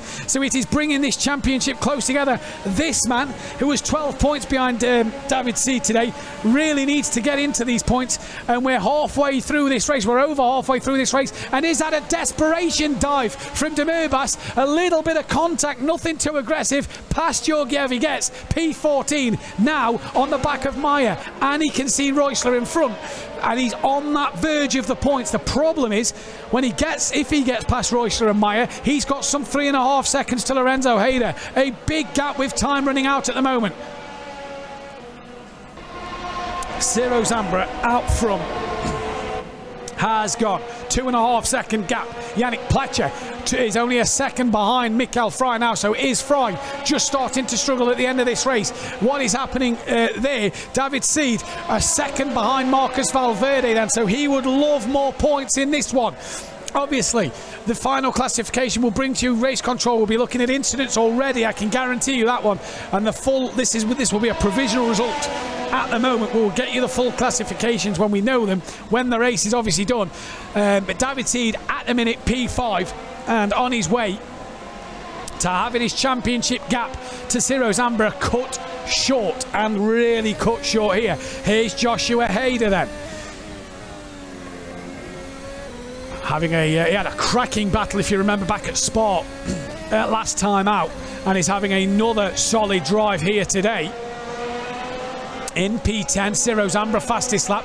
Here's Joshua Hayder, his brother, on the back of Fabian Vettel then. Oh, Vettel, big wiggle, and that just invites Joshua Hayder through. David Seed beat Ciro Zambra's fastest lap, a 1:21.844. And for David Seed, he's coming. He's now 4/10 off the back of Marcus Valverde. He's coming, charging at the minute on the back of him. Here he is, on board with David Seed from the Racing Lounge in Madrid. Marcus Valverde in front also in Madrid. The two Spaniards going at it. And David Seed will want to clear Marcus Valverde as quick as possible, because he needs... David Seed's P5, so that 15-point gap actually to Ciro Zambra. That changes a lot here. Look at the side-by-side. On board David Seed on the left, the rear winger Marcus Valverde on the right. That 15-point gap means that Ciro Zambra will be 4 points behind David Seed going into the Zurich Airport circuit next time out in October. So for David Seed, needs to pick up these points to keep that gap as it was. Sinan de Murbas now into P12 on the cusp of points. The problem is, who was that slow? Believe that was Abella being lapped and a little slow there. The problem for de Murbas is he's 1.6 to Reusler. When he gets past Reusler, he's got then 5.5 seconds to gain on Kusnel now, who's down in P10. Lorenzo Hayder has got that job done. Fabian Meyer down to 15th as he's been passed by Georgiev and Ondrin Kaifer then. So David Seed really needs to make up this P4 place. Pletcher has lost out some time to Mikkel Frey. He's 3.8 off the back of him now. And for David Seed, lap 16 of 22, he needs to get the move done sooner rather than later, because time is running out for him. Half a second is the gap, just under that.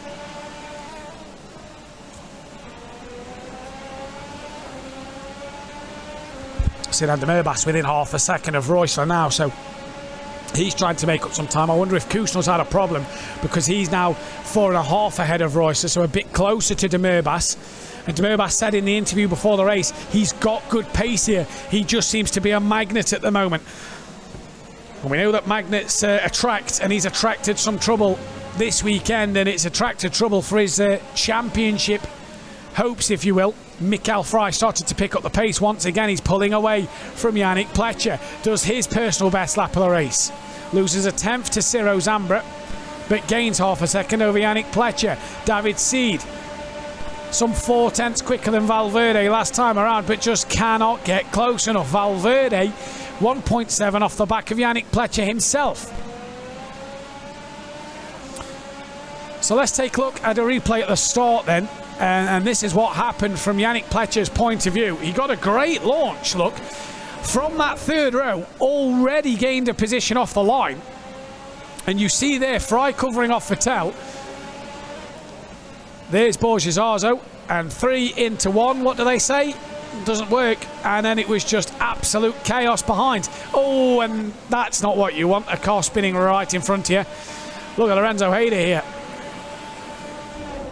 Just bouncing off a few cars coming through turn 1. I don't know if that's a game of pinball or a motor race at the minute. And there round he goes.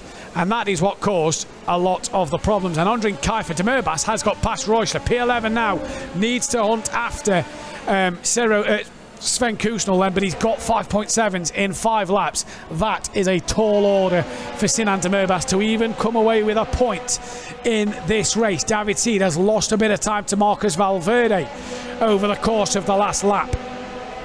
That gap now up to a second. So he's struggling a little bit here. Valverde, personal best lap. Lost 2 tenths to David Seed that lap.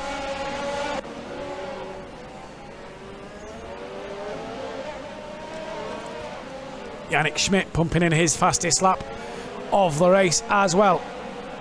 So we start lap 18 and it's 0 Zambra from Michael Fry from Yannick Pletcher.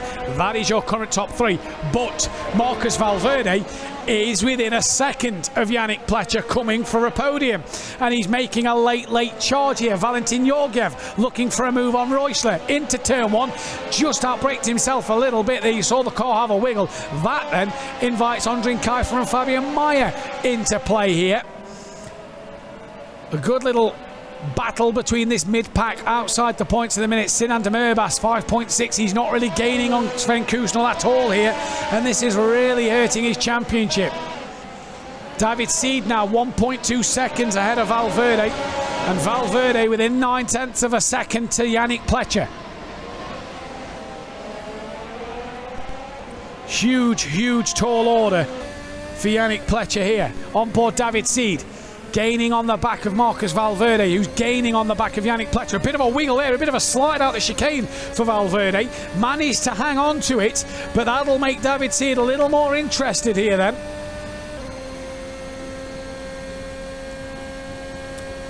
Lap 19 of 22. And Yannick Pletcher very wide through turn 1, and look at the momentum he's lost. Georgiev loses 2 places to Kaifer and Mayer then, so that's 2 places gained. But Yannick Pletcher here just starting to struggle late on in this race. As de Merbas in clear air pumps in his fastest lap of the race. And Valverde now right on the rear end of Yannick Pletcher. Yannick Schmidt trying to gain on Borgesazzo. David Seed back within half a second of Valverde. Valverde within half a second of Pletcher. Pletcher trying to hang on to it at the minute. Lap 19 of 22, and this could play massive into the hands of Ciro Zambra if things are to go wrong for David Seed here. We're on with Yannick Schmidt though. There is David Seed, and now Valverde looks to attack the back of Yannick Pletcher. Into the final sector they come. And Valverde here, patience is the key at this last part, because it's not really a place to overtake. Oh, a big wiggle from Pletcher. Valverde just gets his run compromised by tapping the rear and has a mid-corner snap. And this then could make David Seed with a double slipstream down the start straight. He's already pulled out on Valverde. Yannick Pletcher comes back to the left. David Seed, he's going to squeeze through the middle. And what a move this is from the Spaniard. Can he hold it? On the outside of 1, inside for 2, bounces off the curb and pushes Valverde into the gravel. And back comes Yannick Pletcher. What an absolute masterclass from him. Gifted the place to Seed and Valverde, and then played it like an absolute beauty back into P3. Now Valverde's coming back at David Seed over the inside into turn 5. Thank you very much, he says, but David Seed tries to hang it in there. No, he can't. And Valverde back into P4. Whereas we were, ladies and gentlemen, into the middle sector we go now. Lap 20 of 22. And what a moment that was for David Seed through the middle. He squeezed his way through there. Valverde wide, back straight. Yannick Pletcher just seems to be all over the place at the moment. Into the hairpin. And we can take a moment to breathe, relax, calm down in this final sector, because we're going to go again in a couple of corners' time. You can bet your money on that one. Back to Tiziano Caponio then, who he feels, hey, I want a piece of this action. It's now a four-way battle between these boys. And what a drive this is. Yannick Pletcher from Valverde, from David Seed, from Caponio, all coming down the start straight now. We go again. And once more, down the start straight we go. Fabian Mayer's got past Ondrin Kiefer. Pletcher is too far ahead for Valverde to attack, who's too far ahead of David Seed, who's too far ahead of this man. So we can breathe. Lap 21 of 22. Next time round will be the last lap, and I'm sure David Seed's going to want to make a place or two up on that one. Interesting to see the different lines here at Catalunya through turn 3. De Merbas has gained half his time to Kusnel, but it's going to take a mistake from Kusnel and these 2 laps for De Merbas to get a position and a point, you have to say.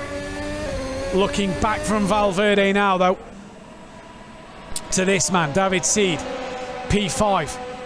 He's going to lose some big points here. He'll want to stay ahead of Tiziano Caponio, though. And Valverde, a late lunge. Did he make contact? No, all through safely, but a late lunge from Valverde there, and they all manage to get it stopped and turned in, clean as a whistle. And Yannick Pletcher is somehow holding on to this 3rd place and the final podium spot, but we're on the final lap. And for Yannick Pletcher, how good is your defensive drive here, sir? He's already committed to the inside. He's bringing everybody along with him. Comes to the back, to the outside, now into the middle, now back to the outside. And is he going to defend it from Valverde? Believe he does. Valverde doesn't get through there. And David Seed now watching this battle on, trying to think about it and use his head. Interesting lines through 3. Valverde gains a little bit on Pletcher, who loses time to Seed, who's losing time to Caponio. They are so close, it's unbelievable. And as we come now, Valverde, a last-minute dive once again, manages to not make contact with Pletcher. And Valverde just getting a little desperate here now, could open the door to David Seed. All this for the final podium spot then. Pletcher, Valverde, Seed, Caponio. Oh, Tiziano a little wide through there, manages to keep it all together. Now Valverde, late lunge again. No contact made, and is that job done? I think it is. He forces Yannick Pletcher wide. David Seed can't come through, and what a move from Marcus Valverde up onto the podium. And Ciro Zambra then, what a drive from him. He takes the race win. He can't believe it there. Mikel Frey is going to cross the line for P2. Great result for him. Valverde, who will take 3rd place. And we're joined by Fabian Vettel now. Fabian, not the race you was hoping for, but a good experience nonetheless. Yeah, great experience, of course. I had one big mistake behind... I think Lorenzo, he was quite fast, so I didn't defend him at all. And then I lost the rear in his slipstream. But all the other mistakes were made by other drivers, but I paid for it. But that's motorsport. That's how it is sometimes. A good experience nonetheless. And for yourself, of Fabian, obviously a lot different to what you're used to in the real world, but what a job everybody at Racing Unleashed does, and the drivers on the grid today are some immense talent. Yeah, of course. The pace of some of those guys is really incredible. But in the end, I'm really motivated to catch those guys, and maybe this year or next year I will try again. And we go into tomorrow, obviously, Racer League, the driving ups another level once again, and I'm sure you're looking forward to it. Obviously not in the seat tomorrow, but you'll be bringing it live on our Twitch channel. Exactly. That's going to be something to look out for. Yeah, I'm looking forward to it because now, I was driving today, and to talk about the other guys in the Racer League tomorrow will be fun, yeah. Well done today, Fabian, on a great race. And I'll be joined by this man tomorrow. James, Not the race you was hoping for, but a good experience nonetheless. Oh, mate, I was a spectator for that one. It was, yeah, lots of fun, but definitely not a race for me. That's for sure. Like you say, the race didn't go to plan, but these drivers on this grid, James, are phenomenal, and we're going to see a different class tomorrow. Yeah, it's fantastic. Honestly, to witness these guys, what they're capable of in the sim is amazing, but I can't wait to see the next step up, to watch the pros, as it were, in action. You've got a smile on your face. You look like you've enjoyed today. For your first experience, a very good one. Pleased to have come and done it. Yeah, it was great, man. It was awesome. I've just, learned a lot, had a good time, met some good people, and yeah, just keen to get some more seat time now. See if I can drop some seconds. Well done nonetheless, James, as well. And we'll look forward to working together tomorrow. Obviously, more of the same to come. Schmiedel and much faster drivers than today. You looking forward to it? Big time, yeah. I'm really looking forward to it. I thought the guys at the top of the grid today were fast, but the thought of guys going even faster than that, I can't wait to actually witness it. So it's going to be a really cool day. And that then is confirmation. The podium will stay as it is. Ciro Zambra will take the race win. Mikael Frey will be P2. And Marcus Valverde will stay third place. So for Ciro Zambra, a race win and a fantastic job from him. And I believe now we can speak to Marcus Valverde. Marcus, can you hear us? Yeah. Great job today, my friend. That was a fantastic drive and a good battle at the end. Yeah, first of all, I want to dedicate this podium to Thea, who is watching from Norway. And yeah, I think it was probably the best race ever I had, because I start P14 with no hope of overtake. And in terms of pace, I think I was great today. I had great battles with David and with Ciro, but yeah, I'm very happy with my result. Marcus Valverde there, P3 in the race, and you just see at that simulator there, and I believe we're going to get Michael Frey in for a chat now. I believe he's with us now, and Michael, you said in the pole sitter interview you was happy with a podium. You got that. Yeah, I mean, it was quite hard. I could have done a bit better, but I'm quite happy with my second place. I mean, Ciro was on fire today.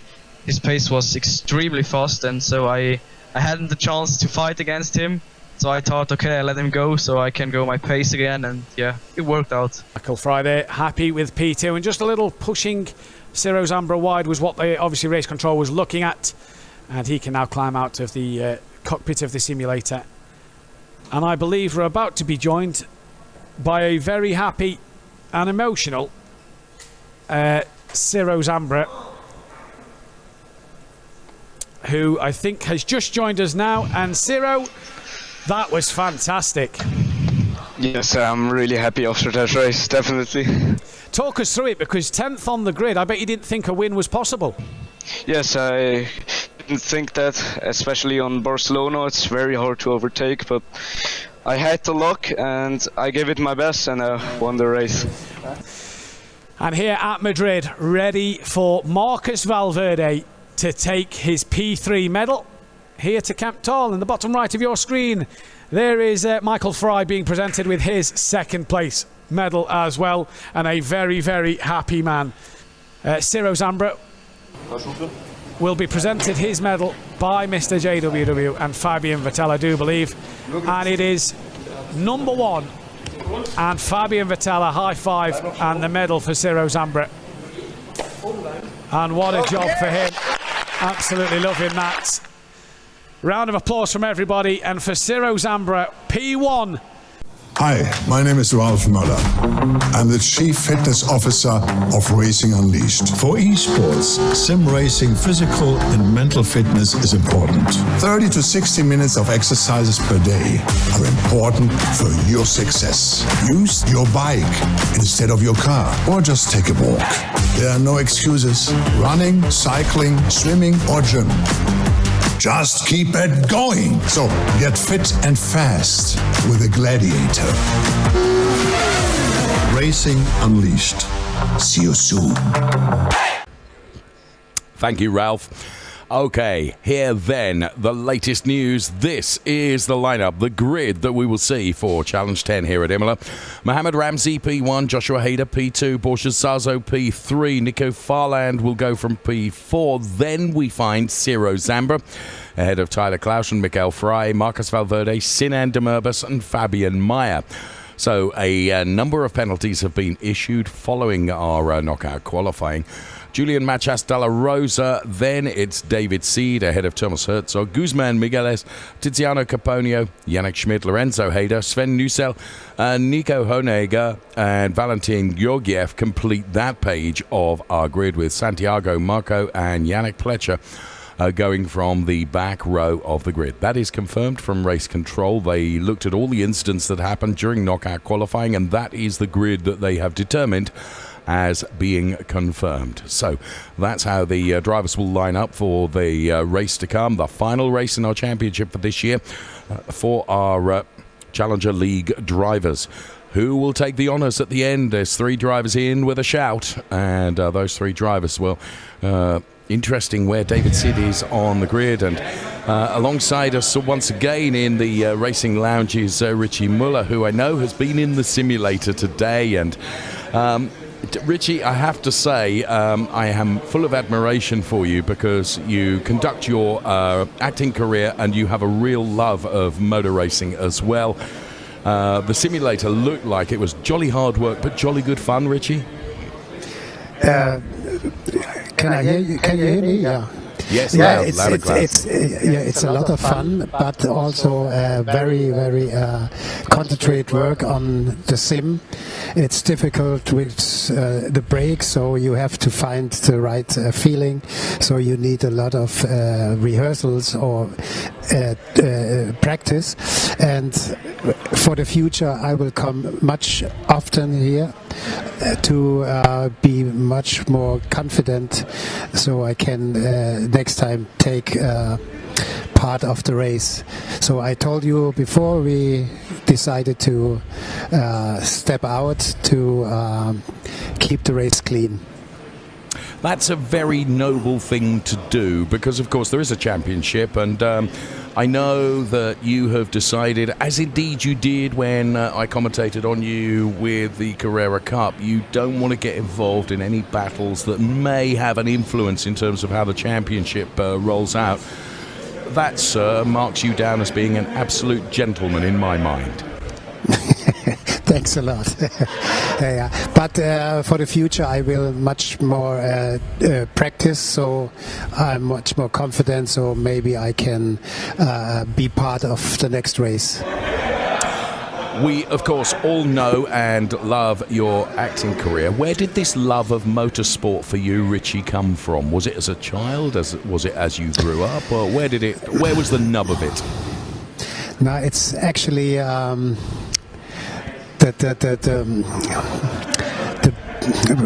my English is not so. I want to always be confident and a kind of freedom. So my first vehicle was Tretroller, you know. It's and the next one was a bicycle. So I was on my own way. Then it was a motorbike, then a car, and it's always to be on yourself. No one can tell you how to go or where to go. So it's a meaning of freedom. And driving a car, it's always my English. It's always fun, and to be on a track and like clockwork, always the same round, and that means the same like acting. Always be precise and the addiction to pace. Feel free. You can talk to us in German, and I'll get it translated in my ears if you feel more comfortable, Richie. That's no problem at all. Let me take you back. You're an ambassador now for Racing Unleashed, which is this wonderful series, and you, like me, must be absolutely amazed when you look at the skill and the talent in these young drivers that are making their way in this wonderful sport. It is a thing to behold, isn't it? Yeah, it's affordable. Much more affordable than being in a kart, and you can train your skills. And if you watch the young guys, you see how their skills get bloom up and grow, and how fine they drive through the racetracks. And yeah, it's good to see. And I heard a lot of people out from sim into the real race, and they are very successful. And yeah, it's a good way to train your skills. As always, Richie, great to talk to you. Right now, we're going to say thank you as we get ready to go racing. Yes, my name. This is Racing Unleashed Beyond the Pinnacle. Hold on to your hats. We are on the grid. Who is going to be king of the late breakers? Excellent onboard shot. Michael Spiegel is throwing absolutely everything at this, including the kitchen sink. And he is a fighter, a warrior. And look at this! Look at this! Unglaublich! Wow, qué pelea! I'm loving this.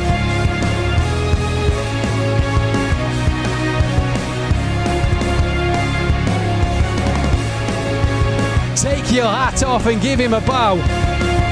He's already in the lead, and now he can sail off into the sunset. This is Racing Unleashed. And our Challenger League drivers are preparing for the final showdown. This is it. Who is going to come out of this race and become the champion for 2022 in the Challenger League? You can see preparations going on, and what's also interesting to see, if you look to the right-hand side of your picture, between the two pillars there, you can see our Racer League champion, Mikael Smeedel, already in the lounge, looking at the fantastic talent that is the Challenger League. Here he is, walking towards our camera just as I mention him. And here's the grid in full for you. Yannick Pletcher will be going from P22 on the grid, and Santiago Margo will be going from P21. Those drivers based in Zurich and Madrid. So that is that row, P22 and P21. As we scroll through our grid now, Valentin Georgiev will be going from P20 and Nico Hohenegger going from P19. He's in our lounge in Calm, and Valentin Georgiev also in Calm as well. So that is the 10th row of the grid, which contains Valentin Georgiev and also Nico Hohenegger. And you can see the concentration is slightly different between the two drivers there. Nico looking very, very astute, as it were, and focused, whereas Valentin Georgiev looks altogether more relaxed, if I'm honest with you. So those drivers going from P20 and P19. As I said, both of those drivers are in our lounge at Calm. Let's go to P18 now with Sven Nusel, also in Calm, and Lorenzo Hayder here in Kemptal. And Lorenzo Hayder, he can do some damage from P17 on the grid. That's going to be very interesting to see how those drivers perform during the course of this race here at Imola. Of course, Sven Nusel then receiving best wishes from his supporters alongside him in the simulator there, and Lorenzo Hayder is going from P17 alongside him. So that indeed is the 9th row of our grid for the race to come here in Imola. Now, Yannick Schmidt and Tiziano Caponio, we find them on the 8th row of the grid. They go from P16 and P15. Yannick Schmidt going from our lounge in Munich, and then from Zurich is Tiziano Caponio going from P15. And to the next row of the grid, the 7th row, where we find Guzman Migueles in Madrid. And Thomas Herzog in Kemptal here, going from P13. Thomas, you and I talk a lot, and I'm always delighted to talk to you. Come on, what can you do from P13, Thomas? Flat out, from the first second to the last second, flat out, storming in front, and I hope to grab some points. So some points then are in order. Imola circuit, that's a tricky one, isn't it, Thomas? Very, very technical track. Yes, absolutely. It's tricky about the track limits and to come into a rhythm. So I will have a look. So I found the rhythm, and I hope there is not too much of carnage in the first lap. So I hope that's coming good for me. Good luck to you, Thomas. Maximum attack going from P13 as we scroll to our next row of the grid then. And there we find David Seed and Julian Machas Dalla Rosa. They go from P12 and P11. David Seed, good afternoon. You are in Madrid, and of course the championship awaits you, David, but I think it's fair to say you've got work to do, haven't you? Yes, I'm 7 places behind Zero, and yes, I need to try my best. When you have to dig deep and provide your best, when you do that, you are absolutely lightning out on track, David. What's the feeling as you sit inside that simulator? Is it one of excitement, one of anticipation? How do you feel right now? I'm pretty nervous, but a bit relaxed. In these situations, you need to be relaxed, always. Well, of course, we wish you the best of luck, and what we will say is thank you for everything that you've given us this year in terms of racing. You have been awesome. Best of luck, David, for your race. He goes from P12, and as he says, he's relaxed and slightly nervous. Julian Machas Dalla Rosa going from P11 on the grid. So those two drivers are situated in our lounges in Madrid and Munich. To the 5th row of the grid right now, where we find Fabian Meyer, and he goes from Munich. And also in Munich is Sinan de Murbas. Sinan, good afternoon to you. You are still in the championship chase. You've got to go forward. You've got to be ahead of both Ciro and David. It's within you, isn't it, Sinan? Yeah, I mean, I always give it because I'm always go times out, and now I'm in P9. I just try to push forward. I have nothing to lose. Nothing to lose, everything to gain, and a microphone that's cracking out on us. So Sinan de Murbas will say the best of luck to you, and we wish you well for the final race in our championship with our Challenger League drivers. Fabian Meyer then P10, Sinan de Murbas going from P9. As we continue scrolling through our grid, Marcus Valverde then, he goes from P8, he's in Madrid, and also in Kemptal. I was speaking to him just a few moments ago. Here's Mikael Frey, he goes from P7. So 4th row of the grid containing drivers in Madrid and Kemptal as well. Next we go to the 3rd row of the grid then, P6, Tyler Klausch. And then in Zurich, going from P5, is Ciro Zambra. Now, Ciro, of course, has a lot of support, and he will be hoping that he can seal the deal today. He's starting ahead of David Seed. Let's see what he can do. Ciro Zambra then going from P5, Tyler Klausch going from P6. That is the 3rd row of our grid. And let's try and catch up with Ciro. How are you feeling, Ciro, just ahead of this race that could be the championship for you?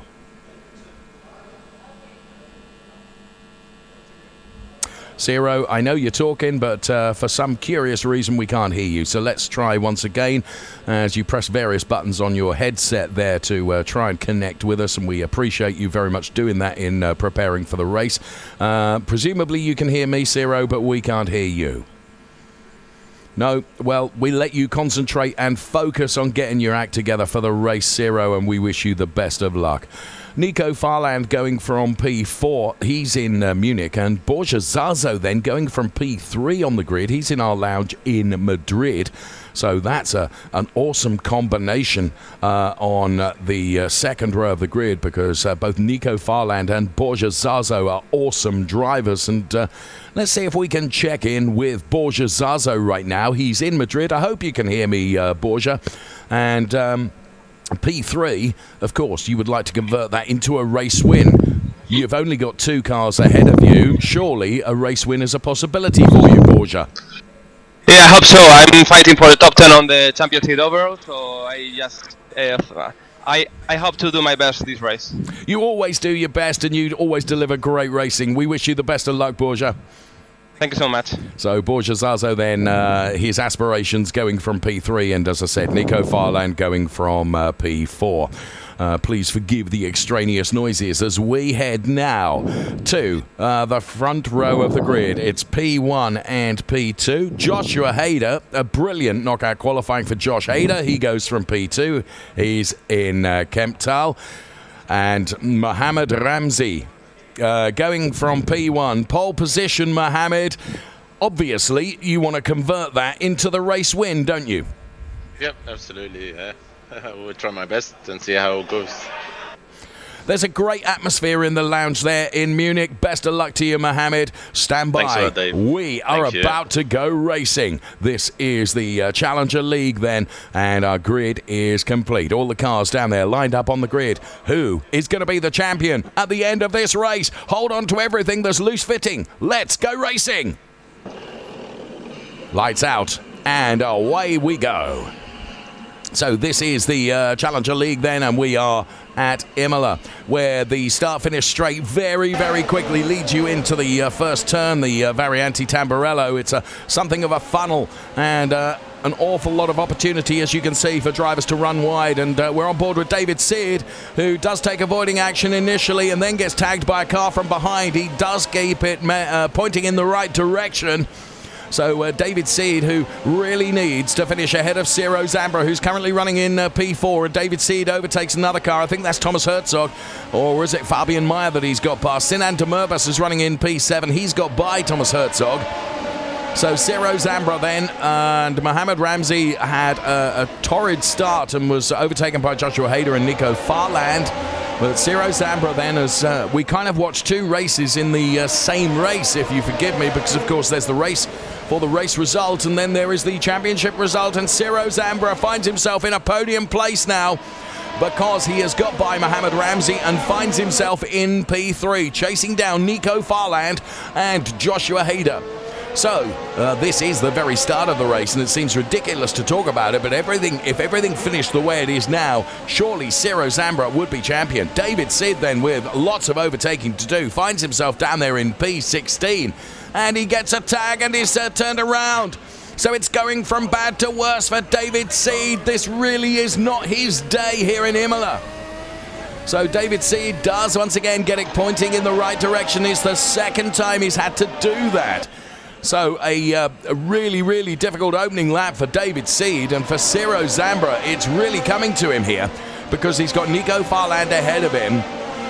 Joshua Hader, of course, is leading the race, and credit to Josh for doing a great job in P1. But he's got Nico Farland just 4 tenths behind him, and just 4 tenths behind him is Ciro Zambra. Whereas Sinan Demurbas, he's running in P7 now. Sinan has got to be ahead of both Ciro Zambra and David Seed, and he probably needs one of the two of them to fall over before he can have any aspirations or chances of the championship. But now you can see that all of a sudden both Farland and Zambra are right on the gearbox of Joshua Hader. Now Ciro needs to move up the order and wants to move up the order, but he can't afford to take too many really brave risks here, because that could end up being catastrophic for his race progress. So he's driving with a serious head here, and just thinking about the overtakes that he puts on. It's difficult to overtake at Imola, and of course he needs to think about his championship position, which at the moment is a very good position to be in. So he will allow Nico Farland, I would think, and Joshua Hader ahead of him to just fight between themselves, and he'll be ready to pick up any pieces should the fight intensify. We're with our race leader now.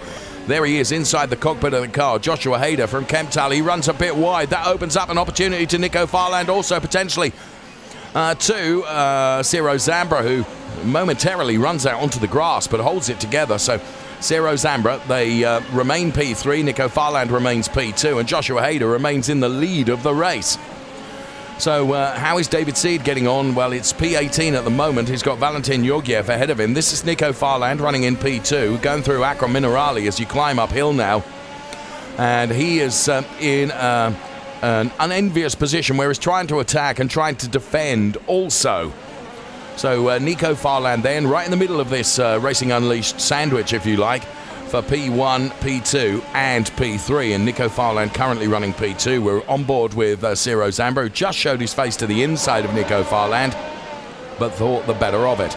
And now Marcus Valverde is trying to join the party as well, so all of a sudden it becomes a four-way fight for the podium positions. So as the cars all head along the start-finish straight, which isn't straight, Ciro Zambra on the outside of Nico Farland. But Nico will have the inside going into the chicane, but Ciro Zambra has got it done. A well-executed move up to P2 for Ciro Zambra. So you could see Nico Farland just taking a look at trying to fight back there, but Ciro Zambra now finds himself in P2. Joshua Hader is P1. Marcus Valverde is trying to unseat Nico Farland from that P3 position, and for Marcus Valverde to get a podium out of this, that would please him. What is there preventing him doing that? Well, it's in the shape of that Nico Farland car driver combination, which currently sits in P3, and Sinan Demerbus and Borja Zazo are getting a bit closer as well. Here is David Seed, P17, chasing down Valentin Georgiev. And David Seed, we're on lap 4 of 23. He has got a mountain to climb to get into a championship ceiling position. Ciro Zambra then quietly going about his work as the top two begin to break away a little bit, because Nico Farland is very busy defending from Marcus Valverde. So here is Ciro Zambra then. Just taking a look at the Hader car. Now, surely he's not going to risk too much in terms of getting by Joshua Hader. There you could see him have a move around the outside, but he wasn't as close as last time around when he was able to make that work, and his overtake on Nico Farland, who has now been passed by Marcus Valverde. So all of a sudden, Ciro Zambra is going to have Marcus Valverde, but now Ciro Zambra on the inside and climbs uphill. Has he done enough? Has he got the momentum? Joshua Hader then, very fair fight between the two of them here. Ciro Zambra's going to have the inside line for the next turn, but Joshua Hader is able to carry a little bit more speed, and therefore, and here comes Marcus Valverde as well.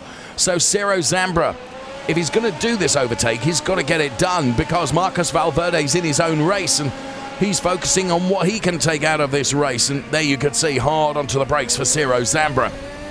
Pushing as hard as he can. He's running in that P2 position. The big championship title is up for grabs here. Potentially for Ciro Zambra. It will be playing on his mind. But also playing on his mind will be the fact that his rear view mirrors are absolutely full of that Nico Farland, Marcus Valverde car. And now Nico Farland has got Sinan Demerbus for company. Here is Marcus Valverde as Ciro Zambra goes for another move now. He should have the inside line going into the first sequence of chicanes, which is the Tamburello, and Ciro Zambra takes the lead of the race. So Ciro Zambra is P1, and here comes Marcus Valverde on Josh Hader now. And Ciro Zambra, surely he will now try and put together a sequence of laps that are like knockout qualifying possessed. And Marcus Valverde is looking very lively and aggressive indeed. But Ciro Zambra leads the race, and with David Seed in P16, this would mean on lap 6 of 23 that Ciro Zambra is in the gun seat for the championship in the Challenger League. So Marcus Valverde that we track now, who is P3, he's not as close to Joshua Hader as he has been on previous occasions. And here's Nico Farland, who's running in P4. So Nico Farland with family support behind him, you can see watching on, and see just how much your body moves inside the cockpit of the car when you put the braking forces through this Formula Hybrid X Evo 2022. Ciro Zambra incidentally has picked up a 1.7 second margin, as here comes Marcus Valverde now on Joshua Hader, and surely this is done, and Marcus Valverde all of a sudden becomes P2. So now, where Ciro Zambra had the advantage of Joshua Hader almost effectively holding Marcus Valverde behind. Now Marcus Valverde is released and can let go.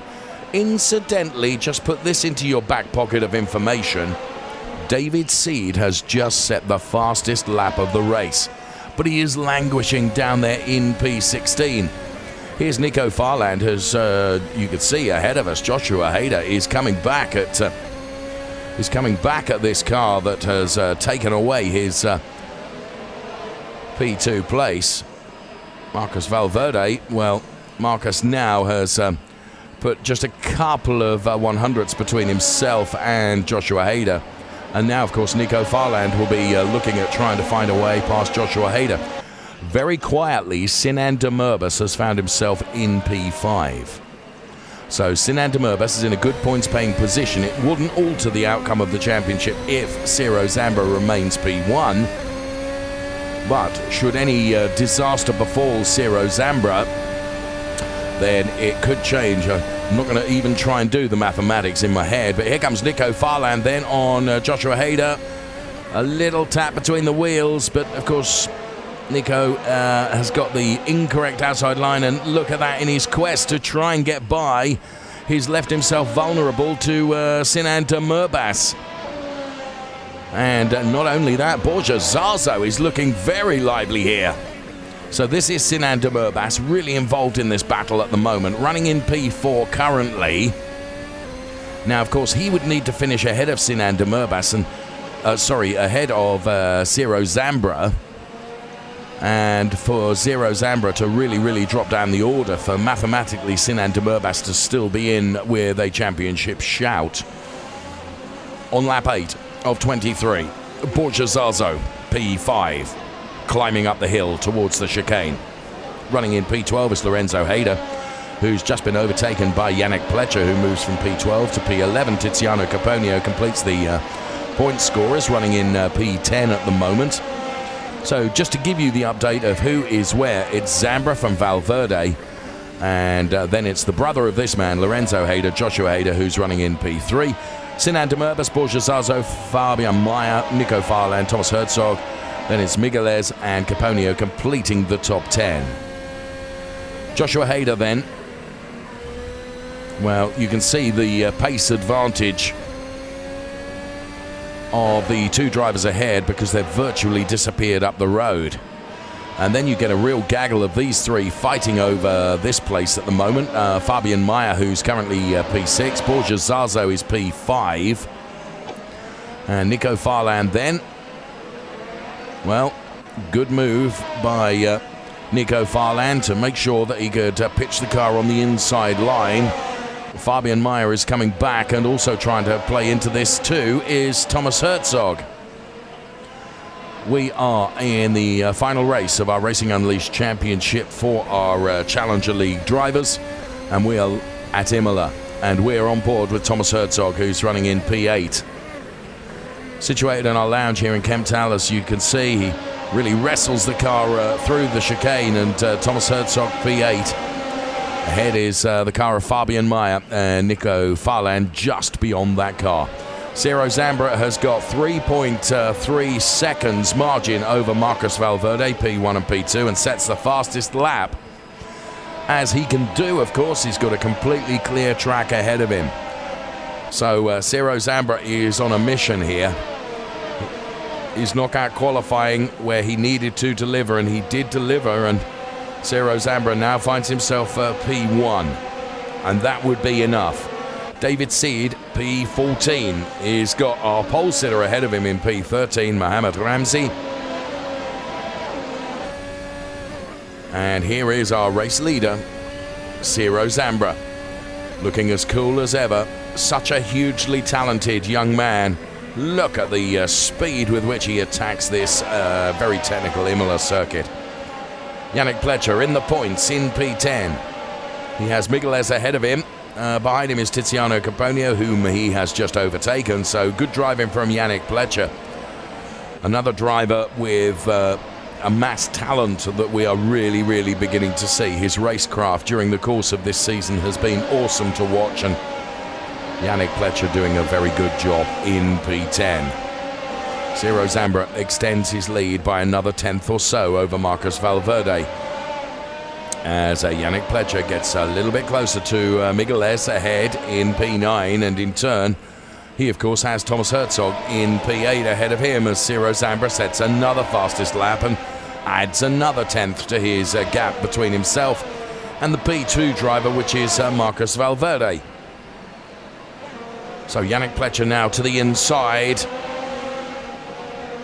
And, oh no, that means disaster for both Tiziano Caponio and Yannick Pletcher as they both go around. So there is Yannick Pletcher inside the cockpit of the car. He's in the gravel and he's got to get it back out onto the tarmac again. He'll be furious about that. So that's dropped him way, way down the order. And, of course, that plays into the hands a little bit of David Seed, because it means David Seed has got another 2-place advantage. And actually didn't do any overtaking. There's Guman Migueles connecting. So now David Seed finds himself in P10. This is not over yet, you know, this race to the championship. Because we have Sinan Demurbas running in P4 and now David Seed running in P10. And here is David Seed. Now, he has got to pull everything out of the bag, it has to be said, as he goes through Ravazza. He's got 9 cars ahead of him which he would need to overtake, and one of those is the current championship favourite, Ciro Zambra, who is 4.5 seconds, no, make that 4.25 seconds up the road. So it's a tall order for David Seed, but nothing is done until the checkered flag flies. So David Seed has got to fight for all he's worth and continue to move forwards and try and overtake just as many of those cars as he possibly can. And that's precisely what he's doing. He's got Mohamed Ramzi ahead of him. Now, Mohamed had said earlier on, if any of the championship contenders are behind me, I'm not going to defend too hard because that would not be fair. A really noble gesture by Mohamed. And here is Sinan Demurbas, who knows that he's just got to keep fighting as well. He's in P4 at the moment. He's ahead of David Seed, but he would need to be ahead of Ciro Zambra as well. And currently, Ciro Zambra leads this race with 4.25 seconds advantage over Marcus Valverde, and then it's Joshua Hader, brother to the driver that we're on board with now, which is Lorenzo Hader, who's running in P7. So a really good showing from the two Hader brothers in this Challenger League race live from Imola. Ciro Zambra leading from Marcus Valverde and Joshua Hader. Then it's Sinan Demurbas P4, Borja Zazo is P5, Migueles is P6, Hader is P7, Mohamed Ramzi is P8, and here comes David Seed now lining up. Ramzi, so can David Seed move up another place? Here comes the absolutely critical Tamburello. He does, he moves up to P8. So David Seed gains another place. So now, between him and the championship, there are 7 cars and 10 laps of this Imola circuit still to do, because we're on lap 13 of 23. It's all looking very favourable for Ciro Zambra, but nothing is guaranteed, as I said just a few moments ago, until the checkered flag flies. Zambra from Valverde from Hader. David Seed, P7 now. Here is Ciro Zambra. Just driving well within the capabilities of himself as a top driver and also the car. You can see how they really hug the wall that delineates the track from the pit lane. My goodness, how late he leaves it to break into Tamburello. It was brilliant to be on board with Ciro Zambra there, who is continuing to set quali lap after quali lap, because he's now got 5.4 seconds. Make that 5.5 seconds over Marcus Valverde.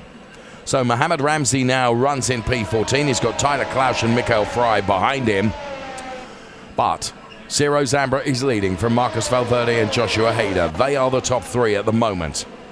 And here is Mohamed Ramzi then with Tyler Klausch through the Tamburello. Tyler Klausch there.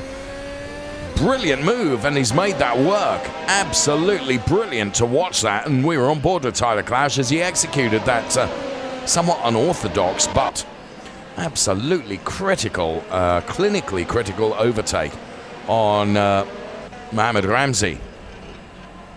So Tyler Klaus climbs the hill now. Ciro Zambra very nearly 6 seconds to the good. Here's Mohamed Ramzi. Started the race, bear in mind, pole position, and then some 14 drivers have got by him, including the likes of Caponio and Herzog and Hayder. So many drivers that you can talk about in this hugely talented field of our Challenger League stars. With a win, is Ciro Zambra going to make it 6 seconds margin over Marcus Valverde? Well, he does as he completes that lap, make it 6.1 seconds as he starts lap 15 of 23. We're on board with Tiziano Caponio, who is running in P12 with Migueles ahead, and here we can see Tiziano Caponio. That's an interesting line there, very nearly grass cutting. And again, the lateness of the braking, and Machas de la Rosa here. And Tyler Klaus having a big battle. Machas de la Rosa and Tyler Klaus then. They're P13 and P14 respectively. And a big gaggle of cars behind them, including Ramsey and Fry. And here is David Seed, now P6, with 8 laps left to run. He went into this with a 1-point advantage over Ciro Zambra in terms of the championship. Ciro Zambra, of course, is leading the race. David Seed is P6, and Sinan Demurbas, who was also mathematically in the championship chase at the start of the race, is P4, so he's ahead of David Seed as well. Now, when we spoke to David on the grid, he knew he'd got work to do, and that work ahead of him involves now having to try and overtake Borja Zazo next on his list of targets. Lorenzo Hayder is running in P7, and of course, as a guide, to be able to follow someone like David Seed, it's brilliant for Lorenzo Hayder, because if he just follows the way at wheel tracks of David Seed, he knows he's going to be posting quick laps, and quick laps is what Lorenzo Hayder is posting. Here's Fabian Meyer, then P9. Thomas Herzog completing the points paying positions at the moment in P10. And Ciro Zambra just lost a couple of tenths in the last lap. And it's down to 5.6 now, the margin between himself and Marcus Valverde. Now, points are critical for Ciro Zambra. I mean, for him to win the race is critical, but for him to bank the points also. Bearing in mind, Sinan Demurbas is P4, and now David Seed is P6. How close is Seed to Zazo? Well, he's got some work to do to get on terms with Borja Zazo. And we're on lap 17 of 23 at this race from Imola. And this is Nico Farland chasing Mikael Fry, who's based in our lounge in Kemptal. Mikael Fry is running in P14. Nico Farland is P15. He's got Machas de la Rosa behind him, and Yannick Pletcher, you will recall, who was running in a top 10 place until he was right royally dumped out of the race, is having to overtake a lot of cars now to make his way back up the order, and he's done that and finds himself in P17 now, but he's a long way from a point scoring position. And Yannick Pletcher and Nussel are having a battle as Nussel tries to go ahead of Yannick Pletcher, and Yannick Pletcher must think, what did I do wrong today? Because he gets nerfed out once again and loses another couple of places. So really, really unfortunate racing incidents that are not helping Yannick Pletcher's quest in this, the last championship race of the season. Here's Mohamed Ramzi then, doing a good job with Sebastian Hirsch watching on right behind him. So Mohamed Ramzi, who had a knockout qualifying success story, taking that P1 place, starting from pole position, has seen his progression really rather backwards. A session of reverse gear moves find him in P18. Here's David Seed then, languishing in this P6. He can see the P5 car ahead of him, but to be fair, Borja Zazo is driving really, really well. Now, David Seed was significantly quicker than Borja Zazo last time around, but he's beginning to run out of laps now, is David Seed. There are just 5 laps remaining as we are on lap 18 of 23. This is our race leader, Ciro Zambra. He's going to have to keep his cool all the way to the checkered flag. You can see back-marking cars ahead of Ciro. So as we watch him with that brilliant camera angle that tracks his movements and the inputs of his movements inside the simulator and how they work out on the car, we could see there in stunning glory as Sinan Demirbaş then is almost on Joshua Hader. Of course, he's got to park every point that he can and then rely on others going awry around him. So he said when we spoke to him at the beginning of the race, you know, he's just got to do the best race he can, and however the other cards fall, that's whether it will determine where he finishes in the Drivers' Championship. So we start lap 19 of 23 with Ciro Zambra re-accomplishing his 6-second margin over Marcus Valverde, who's out on his own in P2, a good 2 seconds ahead of Joshua Hader, who we see now, the first car that runs through that turn. And this is Sinan Demirbaş then, who is running in P4. This is Fabian Meyer with Yannick Schmidt ahead. Fabian Meyer is P8, Yannick Schmidt is P7, and this is Fabian Meyer. Always looks really composed inside the simulator. Have to take quite a lot of the curbs here at Imola to get the best possible lap under, and that's what Fabian Meyer does. Climbs uphill now underneath the gantry before braking again before the next sequence of turns, which come around thick and fast here at Imola, and then to the Acqua Minerale. Ciro Zambra then losing out another couple of tenths to Marcus Valverde again. It's seesawing a little bit between P1 and P2 in terms of the gap, but at the moment for Ciro Zambra it's enough. And you can see here is Yannick Pletcher then through Acqua Minerale. Yannick Pletcher really has had to fight back 2 or 3 times in this race. Nico Fry is P14. Nico Farland right behind him. Then it is the Yannick Pletcher car, which you can't even see into our shot yet because he's been nerfed out on a couple of occasions. So Ciro Zambra then maintaining that 6-second margin over himself, and Marcus Valverde then running in P2. 3 laps is all that's left as we start lap 20 of 23. Nico Farland bouncing across the curbs. You use the red and white curbs and not the sausage curbs that are on the outside of them, because that can really unsettle the car and prove disastrous. So Nico Farland is pinpoint accurate in terms of where he's positioning the car, though of course each and every lap the car's performance will change as tyre degradation begins to have an impact on the grip available to these drivers. But for now, Mikael Fry is under threat from Nico Farland, who does look quicker. But it's all very well being quicker than the car in front of you. You've got to find a way by the car in front of you, and you could see some tremendous reactions on the steering there from Nico Farland to avoid any contact. Absolute grit and determination as he shakes his head in frustration. This wonderful split shot where we see Nico Farland inside the simulator, and also what those inputs are doing to the shot that we can see on the left-hand side of the screen of this Formula Hybrid X Evo 2022 car. So another lap is going to be put in the book, which means that we are on lap 21 of 23, with Ciro Zambra now extending still further his margin at the front. It's up to 6.7 seconds.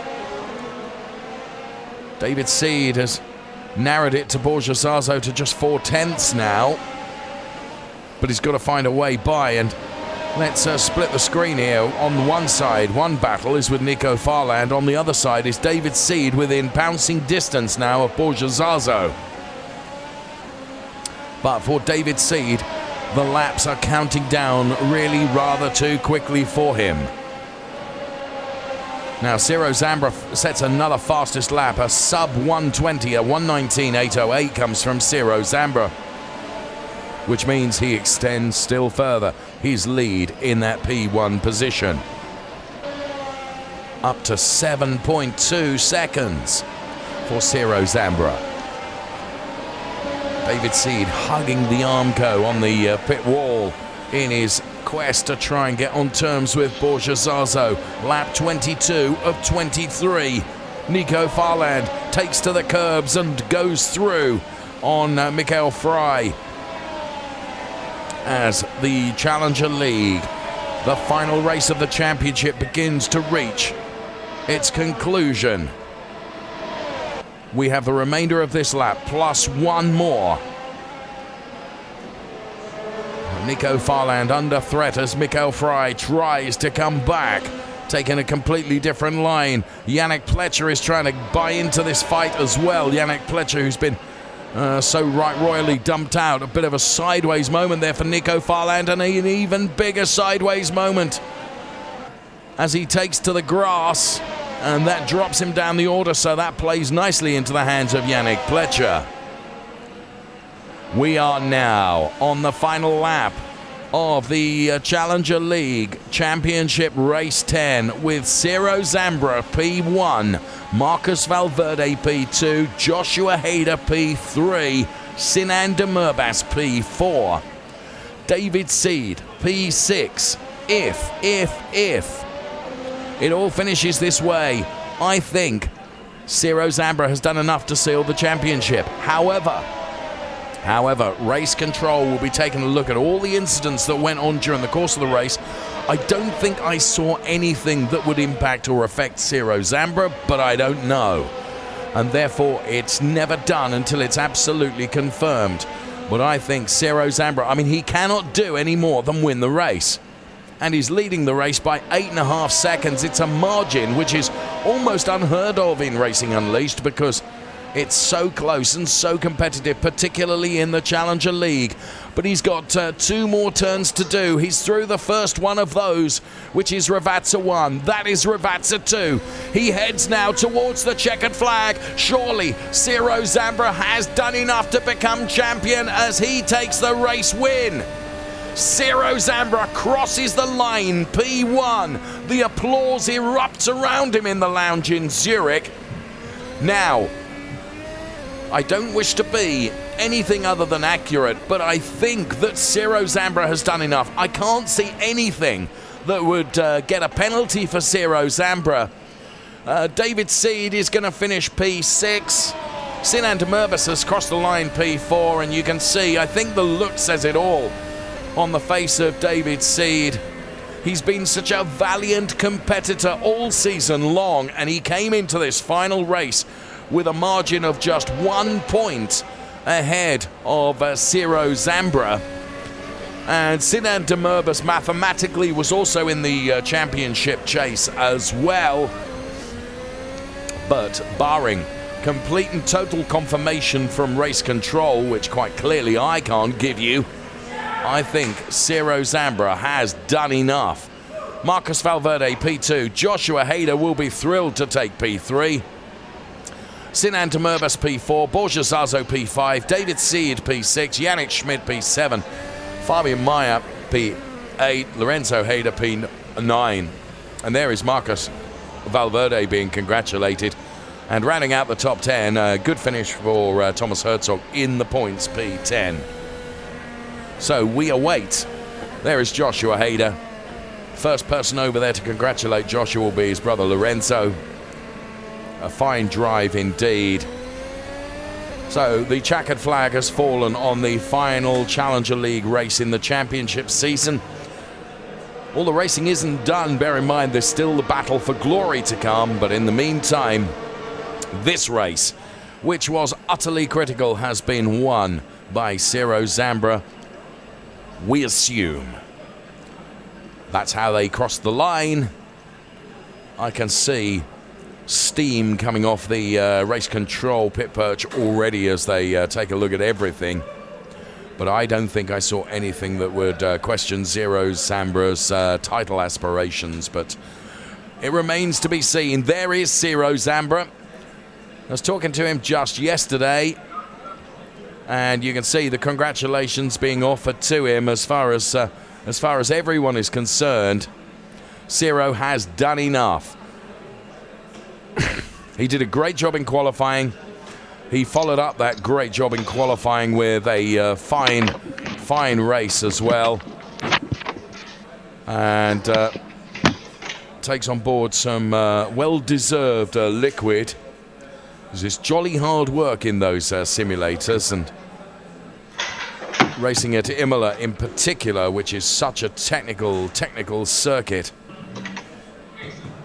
So lots and lots of people wanting to talk to Zero and offer their congratulations. And there you can see those handshakes and high fives continue. And Ciro Zambra then inside the cockpit of the car. There he is then, and he's such a quiet, unassuming young man, but so full of talent. And we've seen that talent play out this season to such great effect. Coming into this race, of course, Ciro knew that he'd got to finish ahead of David Seed, and he set out his intentions in the knockout qualifying by doing just that and qualifying better than David Seed. And finding himself in a very good qualifying position. Now, it wasn't as high up the order as he would have liked it to be, but it was enough for him to be able to overtake those cars ahead of him and put himself into that P1 position. And in truth, he never looked like he was going to be troubled for P1. Marcus Valverde, who was P2, of course, was chasing him, but he was never really, it was just a sequence of quali laps from Ciro, and those quali laps meant that he established such a margin of comfort into and converting that into the race lead. So, and once he'd done that, he just didn't look back, to be honest with you, and didn't look threatened at all. So, as I say, we can never confirm anything until race control have confirmed it. But as far as we are concerned, he not only finished P1 in the race, but that means that he will become champion, surely. But, as I say, we await absolute confirmation. And I know we're going to be able to check in with Ciro at some point. As soon as I get the heads up that we can talk to Ciro, I'm very much looking forward to talking to him. As I say, I was in conversation with him yesterday, and let's take a look before we try and check in with Ciro Zambra. Let's take a look at some replays of some of the things that went on during the course of that very, very entertaining Challenger League race at Imola. So here we go then for Ciro Zambra. Now, as I say, I don't think he did anything, but as we look at replays, it could be an altogether different story. So there you can see he's keeping it clean and tidy. It was the first of a number of overtakes that he had to make. Santiago Margo was involved in it as well, and he could see all the cars, and actually that was a good clean overtake from Santiago Margo, just taking advantage of everything that he could. And Lorenzo Hayder, some supreme driving from Lorenzo Hayder, who's taken advantage of those drivers that were falling by the wayside ahead of him.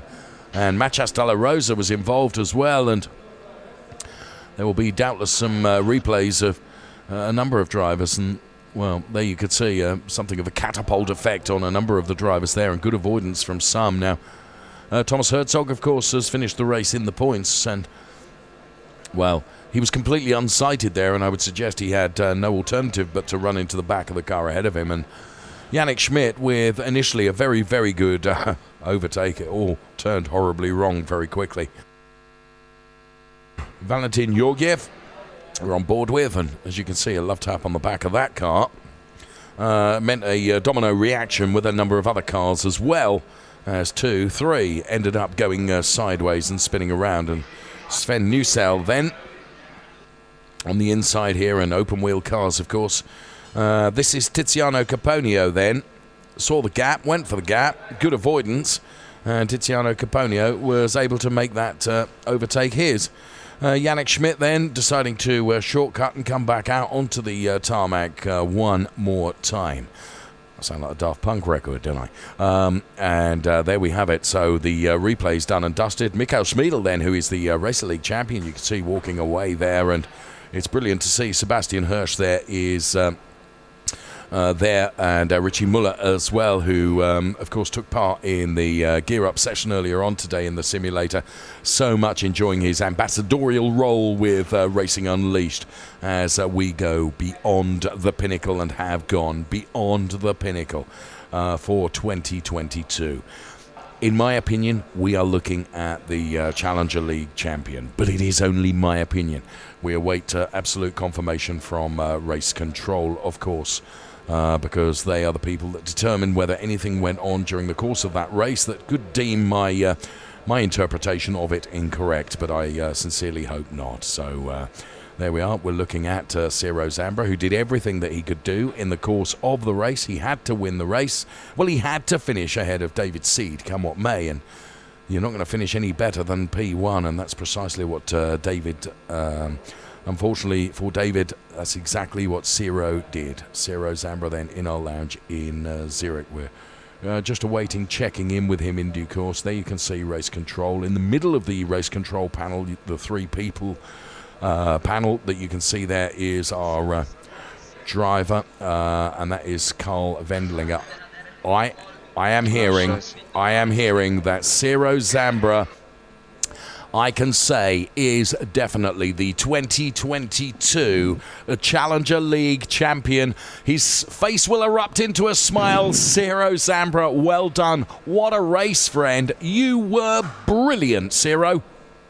Yeah, it was a really, really good race for me, and I'm so happy to have won the championship, and I don't know what to say at the moment.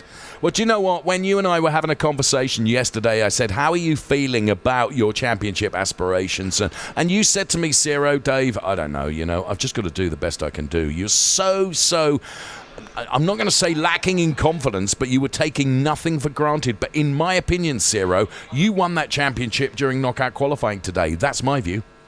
Yeah, really, the knockout went really great for me, and I think that made it easier for the race. And of course, Ciro, not only do you take the championship title, you take a huge lump of money into your pocket as well, which is now that smile is bigger than the smile I saw previously. It's all about the money, Ciro. Nah, it isn't. It's about the fun, but of course I'm happy to win money when I race, and it's just my leisure activity, and to earn money with this is amazing. But Ciro, what you have proved this season to all of us watching is the fact that you are hugely talented, and you are still so young as well. You've got a great, great future in front of you. Surely you must recognize that.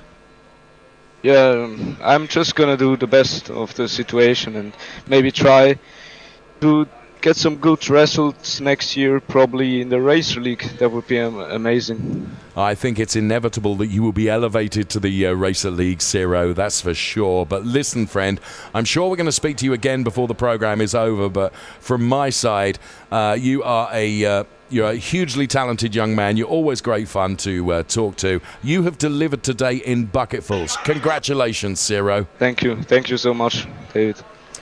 So Ciro Zambra then talking to him, and absolutely, I have to say, you in congratulating Ciro Zambra, you have to feel for David Seed as well, who was also driven like a demon during the course of this season. I mean, for us, for the competition to go to the final race with just one solitary point between P1 and P2, and then not many points ahead of P3, so that Sinan de Murbas was still in the championship chase. I mean, it just proves what a stunning success Racing Unleashed and the Challenger League is. And some brilliant driving. And there you can see Richie Muller, who's talking to Sinan de Murbas. And Richie Muller there, who of course who chose to race in the Gear Up free practice session earlier. He was down and he was slated to race today, but he said, "Do you know what? With all the pressure going on and the championship to be won, I kind of just don't want to be in the way." And respect to the man, he said, "I don't want to get involved in battles that could impact upon the championship outcome." So he decided to and elected to race in the gear up only and not in the knockout qualifying or indeed in the race. So Richie Muller then, who is one of our ambassadors, of course, the famed Tatort actor, the commissioner, and it's been brilliant to have him with us during the course of the program as well. And he's been great fun to talk to. Now there we can see right in the middle of the picture is our Racer League champion, although he's still got a race to do tomorrow. Mikael Smeedel is there. Give us a wave, Michael.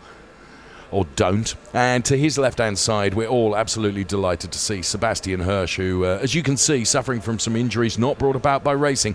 But Sebastian Hirsch, we're looking forward to seeing back in the simulator again very, very soon. Another supremely talented driver. So wonderful bunch of drivers that we have across the Challenger League and the Racer League, and that's before we even include the Fun League, which was a new addition to 2022. Julian Machas de la Rosa there in conversation with Mohammed, who of course started from pole position. So the camaraderie and the friendship between all the competitors, of course it's very serious racing business with big prize funds, but the camaraderie and friendship between all the drivers is absolutely wonderful, and it's really something to behold and something that I've grown very fond of in my full season here. Thank you for waving, guys. We really appreciate that, and thanks for delivering what you have delivered. And don't forget, it's not the end of the Challenger League tale for this year. We still have that battle for glory to come at a track to be determined in December. So not all the racing is completed yet. So wonderful shots that we are seeing from our lounges. All our lounges come together, of course, for this wonderful competition. Kemptal, Zurich, Madrid, Munich and Calm. And there with his back to us is Yannick Pletcher, who had a torrid time of it in that race. He and Ciro Zambra are great friends, you know, and they were both here just yesterday, and Ciro Zambra very nonchalantly walks away and is still being offered and afforded congratulations from many people, and richly deserved they are, because he is such a talented young man, and he wears his talent almost cloaked, really. He's not big-headed in any way, shape or form at all, and when you talk to him, it's a joy to talk to him, and he says, I just do what I do, you know, and there you can actually see the raw emotion of Ciro Zambra as he knows that he's almost bringing a tear to my eye, you know. He knows that he has done enough. He weaves the car from side to side, and is there a little tear rolling down the cheek of Ciro Zambra? Possibly. He knew then that all the hard work during the gear up, during the knockout qualifying, and during the race was going to pay dividends for him. He took a very slow route through Tamburello as his emotions just got in check there. Ciro Zambra is the Challenger League champion. Not only takes the title, but takes a huge share of that prize fund. Here is our provisional podium, with Ciro Zambra taking P1 and becoming the champion, Marcus Valverde P2, and Joshua Hader. What a brilliant race from Joshua, who takes P3. That is the provisional podium. To be confirmed, of course, from Race Control, who, as we speak, are looking at all the incidents that occurred during the course of that race, but nothing that is going to impact the outcome of the championship with regards to P1. And there is the young man just to the left of your picture there, Ciro Zambra, discussing it with lots and lots of people, and hands in his pockets. Yeah. I suspect he is a young man that doesn't take praise and credit too well. Been handed his phone, and I suspect outside the lounge there are many people who are queuing up for his autograph. Lots of discussions going on, and a brilliant race, really enjoyable. And again, I just want to pay tribute to David Seed, who has driven so well all season long and came into this final race knowing that, you know, he'd got a 1 point advantage over Ciro Zambra. But then it just, from knockout qualifying, it all went south for David Seed. and the championship and his championship aspirations have gone in the same direction, regrettably. There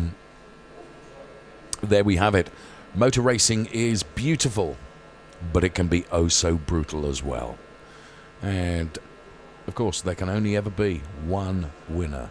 And well, as we pay our visits around the lounges then, checking in with all the discussions that are going on, and Michael Smeedle to the right-hand side of your picture there, taken on board. Now, you may think that Michael Smeedle, coming from the Czech Republic, along with Wojciech Polesny, who's alongside him there, will be taken on coffee. It's not at all. Michael drinks green tea, you know. And that's what's in the cup. Or I suspect the cup is empty now, the angle at which Michael is holding that cup. But, yeah, he and Wojciech Polesny there. There's Sinan Demirbaş as well. And, of course, Sebastian Hirsch, whom we've mentioned. There's Sinan walking towards the camera, and directly underneath it, Richie Muller to the right-hand side of the picture as well, who now chooses to go to the left-hand side of the picture and take a look once again at the simulator and put on a set of headphones. And hopefully we're going to be able to check in with Richie Muller again before our program comes to a close. We've seen our provisional podium. Of course, we want the real deal podium to come as well, and of course there'll be the podium for the race and then the podium for the championship, one assumes. But race control still taking a look at all the incidents and everything that happened in that race. So I remind you that Racer League will be racing tomorrow. P1 in terms of the Racer League has already gone to the man to the very right of your picture in the middle now, Michael Smeedle. He's taken that, and he took that with such determination and dominance this year. But P2, 3 and 4 in the Racer League still to be determined and decided. That will happen tomorrow when the Racer League drivers go beyond the Pinnacle to Imola circuit, as indeed our Challenger League drivers have done today. This very, very difficult circuit. It's 4.9 kilometres, 21 turns, 12 left, 9 right, and quite undulating, particularly across sectors 2 and 3. That is race control that you're looking at right now. And they are deliberating over any and all incidents that took place during the course of that race before they make their final decision and classify the results as being confirmed. We are being told and fed the information that nothing is going to impact the championship win. And I rather felt that would be the case, because I couldn't see in any of the footage that we saw anything that Ciro was involved in that may have caused any discussions to happen. So we're absolutely sure that that's the way it's. Well, we've had that confirmed that he is the champion, and no question about that. So we look forward. We've spoken to Ciro once already. I'm sure we might speak to him again. There you can see. Drivers remaining in discussion there in the lounge in Zurich. And as I mentioned, all our lounges come together in this wonderful competition called Racing Unleashed, whether it's Calm, Munich, Madrid, Zurich, or indeed Kemptal. And of course, all the drivers have contested for a prize fund of over 200,000 Swiss francs in that Formula Hybrid X 2022 car. Other innovations for this season, of course, were the knockout qualifying, which I was extolling the virtues of earlier on today, because for us as race fans, it provides another race for us, and that's why I love the knockout format of the qualifying. I think it works really so very well. It's a brilliant format. Right, we're going to check in right now with our ambassador Richie Muller. Richie Muller, who of course has been here throughout the day today. And Richie, you know all about drama. You are an actor, and you know the drama in today's race was brilliant. And I have to say, Ciro just did a brilliant job. Yes, of course. Everyone did a brilliant job. Everyone who raced the race. Yeah, it's fantastic to watch the young people, how smooth they go around the racetrack. And okay, the accidents happened because the cars are very sensible, but yeah, it's really watching like a real race. And I was behind Stahin, and he get the 4th place, and it's amazing how they're going to work on this sims. What I also find really refreshing, Richie, about the whole Racing Unleashed concept and the competitive nature of all the drivers, it's still a really, really good atmosphere in the lounge, isn't it? All the drivers have this sense of camaraderie and friendship, and of course, when you get into the simulator, it's every man for himself, but actually outside the simulators, great friendship and great teams. Yes, I just talked to... Der heißt Sahin, ne? What's his name? Sinan. Sinan, yeah.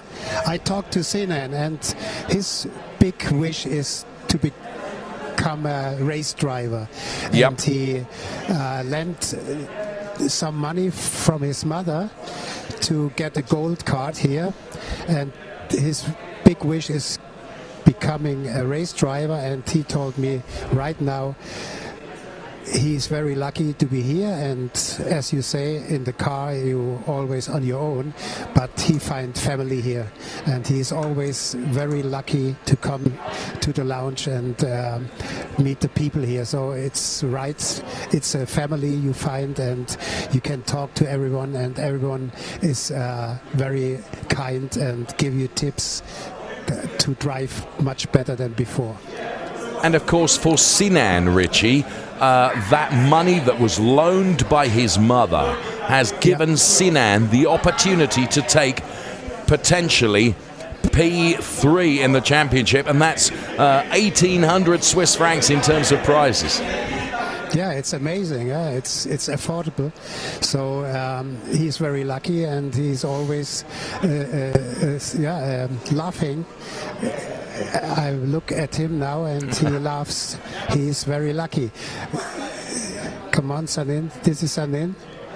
And he went to the 4th place, and yeah, it's amazing. Say something. Hello to David Richardson. Hello, Dave. I spoke to you before. I told you I will push and never give up, and that's what I did. Well done, so Richie. You see his nice face. Yeah, thank you. He's laughing. Yeah. Thank you. In actual fact, Richie, I'm sorry, you don't need any more work, but you're a top actor. You're a really good racer as well. You could be a brilliant reporter for us as well. You know, I'm just saying, there's just an opportunity for you there. Yeah, so I have to practice also the English language. So I'm not really familiar to it. I talk too less, you know. Well, we have enjoyed talking to you, Richie, and your English is really not so bad. Thank you so much for your contributions once again. All the best, Richie. Thank you. So, Richie Muller, and here is our confirmed podium for today's race. P1, Ciro Zambra. P2, Marcus Valverde. And P3, Joshua Hader. That is absolute confirmation of the podium for our race today. That's the way it looks, and of course Ciro Zambra taking P1 in the race means that he takes P1 in the Challenger League Championship as well. So brilliant stuff for Ciro Zambra, and he will be absolutely thrilled. I know that. He's such a talented driver, as all our drivers are, and credit to all of them. But that is the confirmed podium. Ciro Zambra P1, Marcus Valverde P2, and Joshua Hader P3. That the confirmed podium then from our Challenger League race today from Imola, the final championship race of the season. But I remind you, we still have that battle for glory to come in December. What track, Dave? Wish I could tell you. I don't know. I genuinely do not know. And if I did, I would tell you, because that's the sort of guy I am. But I can't, because I don't know. It's been one of the best kept secrets around Racing Unleashed all season long in terms of where we're going. I have to say, of all the drivers, Joshua Hader, 50% of the Hader brothers, of course. There is a pop band in the making there between those two. Joshua, well done today. A brilliant podium for you. Great race. After the last race in Zurich, now in Imola, it was very, very hard. The guys behind me make much pressure to me, but in the end I'm really happy to reach P3. It is a brilliant Again. podium. And Imola is, I mean, you were just saying there that actually, you know what, Imola, it's blooming hard work, isn't it? Because it's such a technical circuit, Joshua. Yeah, it's very difficult to get every corner right, and if you make one mistake, the whole round is the whole lap is over, and you lost much pace, and that's what's difficult today to manage the pace and make no mistakes. I was saying to Richard. Oh, first of all, sorry, congratulations to Zero. Well done. And you've taken some words out of my mouth, Joshua, because what I was saying when I was talking to Richie Muller a few moments ago is the camaraderie and the friendship between all of you drivers is something unique to Racing Unleashed. Yes, of course, you're very competitive and you want to do the best you can, but when you get out of the simulators, you're all buddies and you're all looking at what everyone else is doing and you're offering advice and you're receiving advice. That's extraordinary, Joshua. Yes, I think it's important to be friends with your contrahands outside the track, because I don't want to see Zero and don't speak with him, because it's not my mentality, and I'm a nice guy outside the track. Inside the track, I think I'm very hard. It's my job, but it's, in my opinion, very important to be friends outside. It's a great mantle for you to have, and we offer you congratulations, Joshua. Don't ever change. Thank you very much. Don't ever change a bit, because you're great fun. You're brand new. Well done. Joshua Hader then takes P3. Thank you for talking to us. And Joshua Hader then we will be seeing on the podium, step 3 of the podium, of course. And Marcus Valverde, of course, we'll be seeing on step 2 of the podium. And on the top step of the podium, we'll be seeing Ciro Zambra. And it's interesting what Josh was saying there, that, you know, it's your job when you get in the car to be you know, aggressive, and you've got to be out there and be as hard as you can. Here is Marcus Valverde then, who... Marcus, well done, P2. There were times, Marcus, I felt you were getting, you know, you were taking some tenths away from Ciro, but in the end, I mean, he'd built such a margin, hadn't he? Yeah, first of all, I want to congratulate Ciro for the championship. And yeah, I had a big gap between P3 and me. And yeah, sometimes I was looking to the Delta. I was feeling like I was getting closer to Ciro, but at the end I gave up because he was driving in a really good pace. But yeah, I'm happy with my race. And so you should be. You delivered a really, really good race. Well done, Marcus. And again, something I was saying to Joshua Hader just a few moments ago is, you know, the first thing that you are prepared to say to me is to offer your congratulations to Ciro Zambra. It's a great atmosphere between all of you drivers, isn't it? Yeah, we are like... sometimes we have moments of, you know, fights and stuff, but normally we are like a family, and yeah, it's great. Well, many congratulations. We look forward to seeing you on the podium. Congratulations, Marcus Valverde. Another podium place for that young man. Brilliant drive. He, of course, was in our Madrid lounge, and here we are into our Zurich lounge, I think that is. Yes, so we've spoken to P3, we've spoken to P2. Of course, we spoke earlier on to Ciro Zambra, as much about the race win as the championship win as well. So that was really good to talk to him, and you can see that there is a brilliant number of people. Okay, here comes the podium and the ceremony then for the race, and taking step 3. As Joshua Hader then, he awaits being awarded his medal. Well done, and big round of applause for Josh Hader then for taking P3, and here comes his medal to be presented right now. Many, many congratulations. P3 to Joshua Hader. Excellent photographs taken, and well done to Josh. And up next, it's going to be Marcus Valverde, who's shoehorned himself out of the simulator where we were speaking to him just a couple of moments ago. And there he is awaiting his medal, and Joshua Hader takes the medal then, and the handshake as well. Many congratulations to Marcus Valverde. Well done indeed, P2. And, of course, on the top step of the podium, the fit and fast member, and not only a fit and fast member, he's a race winner as well. Ciro Zambra gets his medal, so very much a member of our Fit and Fast program, and I'll tell you what, Ralph Muller will be doing cartwheels at the success of one of his students in Fit and Fast to take not only the race win today, but of course the championship win and championship podium to come. But this is the race podium, and on the top step of that podium is Ciro Zambra. And there he is, and this is really, really nice family shot here. Everyone get in, come on. This is Marcus Valverde then celebrating there with the family, and that's lovely to see. Well done indeed. Photographs taken, and Ciro Zambra is lapping it up. He's lapping it up, and so he should as well.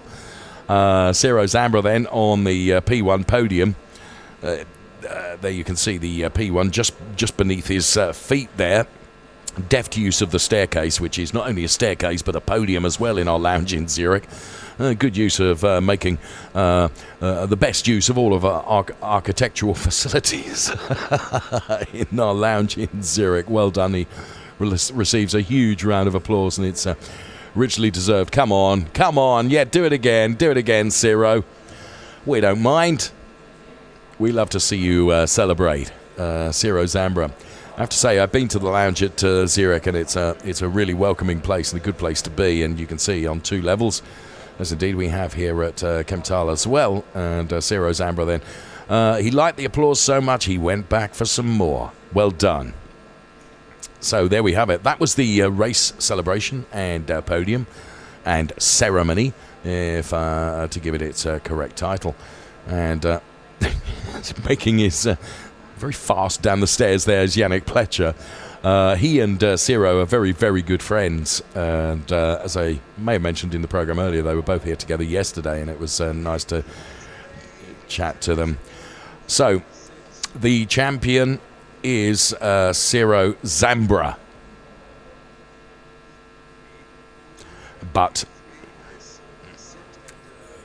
and P3 Sinan de Merbus, P2 of course for David Seed. So David Seed has been an absolute star. Let's take a look at just some of the highlights of David Seed in the Challenger League. Winning almost every race, the man who never smiles, David Seed, told us in an interview that even his mother wanted him to show joy and smile. Another masterclass by David Seed. Now, the medal going across will make him smile a little bit. But here we see it. He can do it. There you go. See, it was a little smile. Well done, David Seed. I don't know. I think I should practice because I don't have a very good smile. But I don't know. I'm a serious person. No kidding, that smile suits you. A comfortable position already at the beginning of the season. And it doesn't look like he's going to end his winning streak. Is there a smile then, David? Maybe if I win the championship, I will smile for 3 seconds or 4. I will think about it. Oh no, David. We highly recommend keep smiling. This is Racing Unleashed Beyond the Pinnacle. Well, sadly, David Seed not going to give us that 3 or 4 second smile because he didn't win the championship. He took P2, but he's driven valiantly during the course of the season. It was very enjoyable for us to watch. However, our champion is, of course, undeniably Ciro Zambra. Let's have a look at some of the highlights of Ciro Zambra right now. Hi, my name is Ralph Muller. I'm the Chief Fitness Officer of Racing Unleashed. Here comes Ciro. I'm from Ulrorf and I love to sim race. So how old you are, Ciro? I'm 15. And you want to be a racing driver. Racing driver. Let's start. A commanding victory from Ciro Zambra. Ciro Zambra, P3. Surely it's a question of when, not if, Ciro Zambra goes through. He's part of the Ralph Muller Fit and Fast program, and it's really paid off for him. Let's go to the next one. What a drive from him. He takes the race win. And it is number one. And Fabian Vettel, high five and the medal for Ciro Zambra. And what a job for him. Absolutely love him, Max. Ja, lieber Ciro, herzlichen Glückwunsch. Du bist natürlich auf dem Podium gelandet, natürlich bei so einer Vorbereitung. Ja? Und wer zu dem Programm von Ralf mit Fit and Fast trainiert und sich auch dementsprechend ernährt, der kann nur auf dem Siegertreppchen landen. Nochmal herzlichen Glückwunsch und auch für nächstes Jahr eine tolle Saison. Dein Freund Ralf. This is Racing Unleashed Beyond the Pinnacle. Hang on, I was just on the phone to Ralph Muller there, because quite clearly being a member of the Fit and Fast program can make you a champion. And therefore, we have the championship podium to come. And Sinan Demirbaş standing by, as you can see, being supported by lots and lots of other drivers as well. And being presented with his award by Sebastian Hirsch. Well, that's a lovely treat. So P3, go and stand on the step there, Sinan Demirbaş. P3 in the Challenger League Championship this year. Wojciech Polesny there to the right-hand side, and Michael Smeedel also offering their congratulations. I think that's Angelo Michel as well. P3 for Sinan Demirbaş in the Challenger League Championship for 2022. Well done, Sinan. Brilliant stuff. Now, you've got to stand there for 25 minutes, friend. Only joking. So, look, 1,810 Swiss francs Sinan Demirbaş puts in his back pocket as he walks out of the lounge today. Brilliant stuff. Well done, Sinan Demirbaş. P3 in the Challenger League, Racing Unleashed Challenger League Championship for 2022. Now, inevitably, he's going to feel probably a tad disappointed, but he doesn't need to, because David Seed has been a star all season long. He takes P2 in the championship, 3,700 Swiss francs, making his way into his bank account. Well done, David Seed. P2, and richly deserved, and you were in it right until the very last race. So well done to David Seed. He takes P2 in the Drivers' Championship. And then here is the champion on the top step. And he is presented with his award. Ciro Zambra, who banks just under $5,000 in Swiss francs. He's congratulated there as well. Ciro Zambra is the 2022 Challenger League champion. Well done, Ciro. Brilliant result. And there, Tiziano Caponio and Yannick Pletcher offering their congratulations to our champion as well. Ciro Zambra is the champion. Awesome, awesome celebrations. And well done to every driver, because without all the drivers, we wouldn't have a championship. And what an absolute star he's been for Ralph Muller's Fit and Fast program. Of course, Ralph Muller, our Chief Fitness Officer with Racing Unleashed. And right from the get-go, Ciro was part of the program, and it has certainly paid off for him. So many, many congratulations to our champion, Ciro Zambra. In conversation there. Well, the Challenger League Championship season is done. They will be racing, of course, in the Battle for Glory. We hope you've enjoyed our race at Imola. And don't forget, we'll be racing with the Racer League from Imola tomorrow. Thank you so much for watching. Goodbye.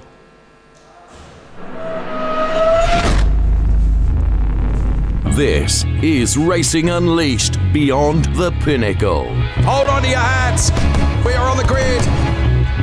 Who is going to be king of the late breakers? Excellent onboard shot. Michael Smeedel is throwing absolutely everything at this, including the kitchen sink. And he is a fighter, a warrior. And look at this! Look at this! Unglaublich! Wow, qué pelea! I'm loving this.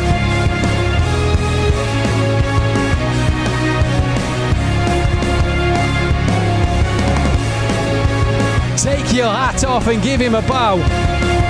He's already in the lead, and now he can sail off into the sunset. This is Racing Unleashed.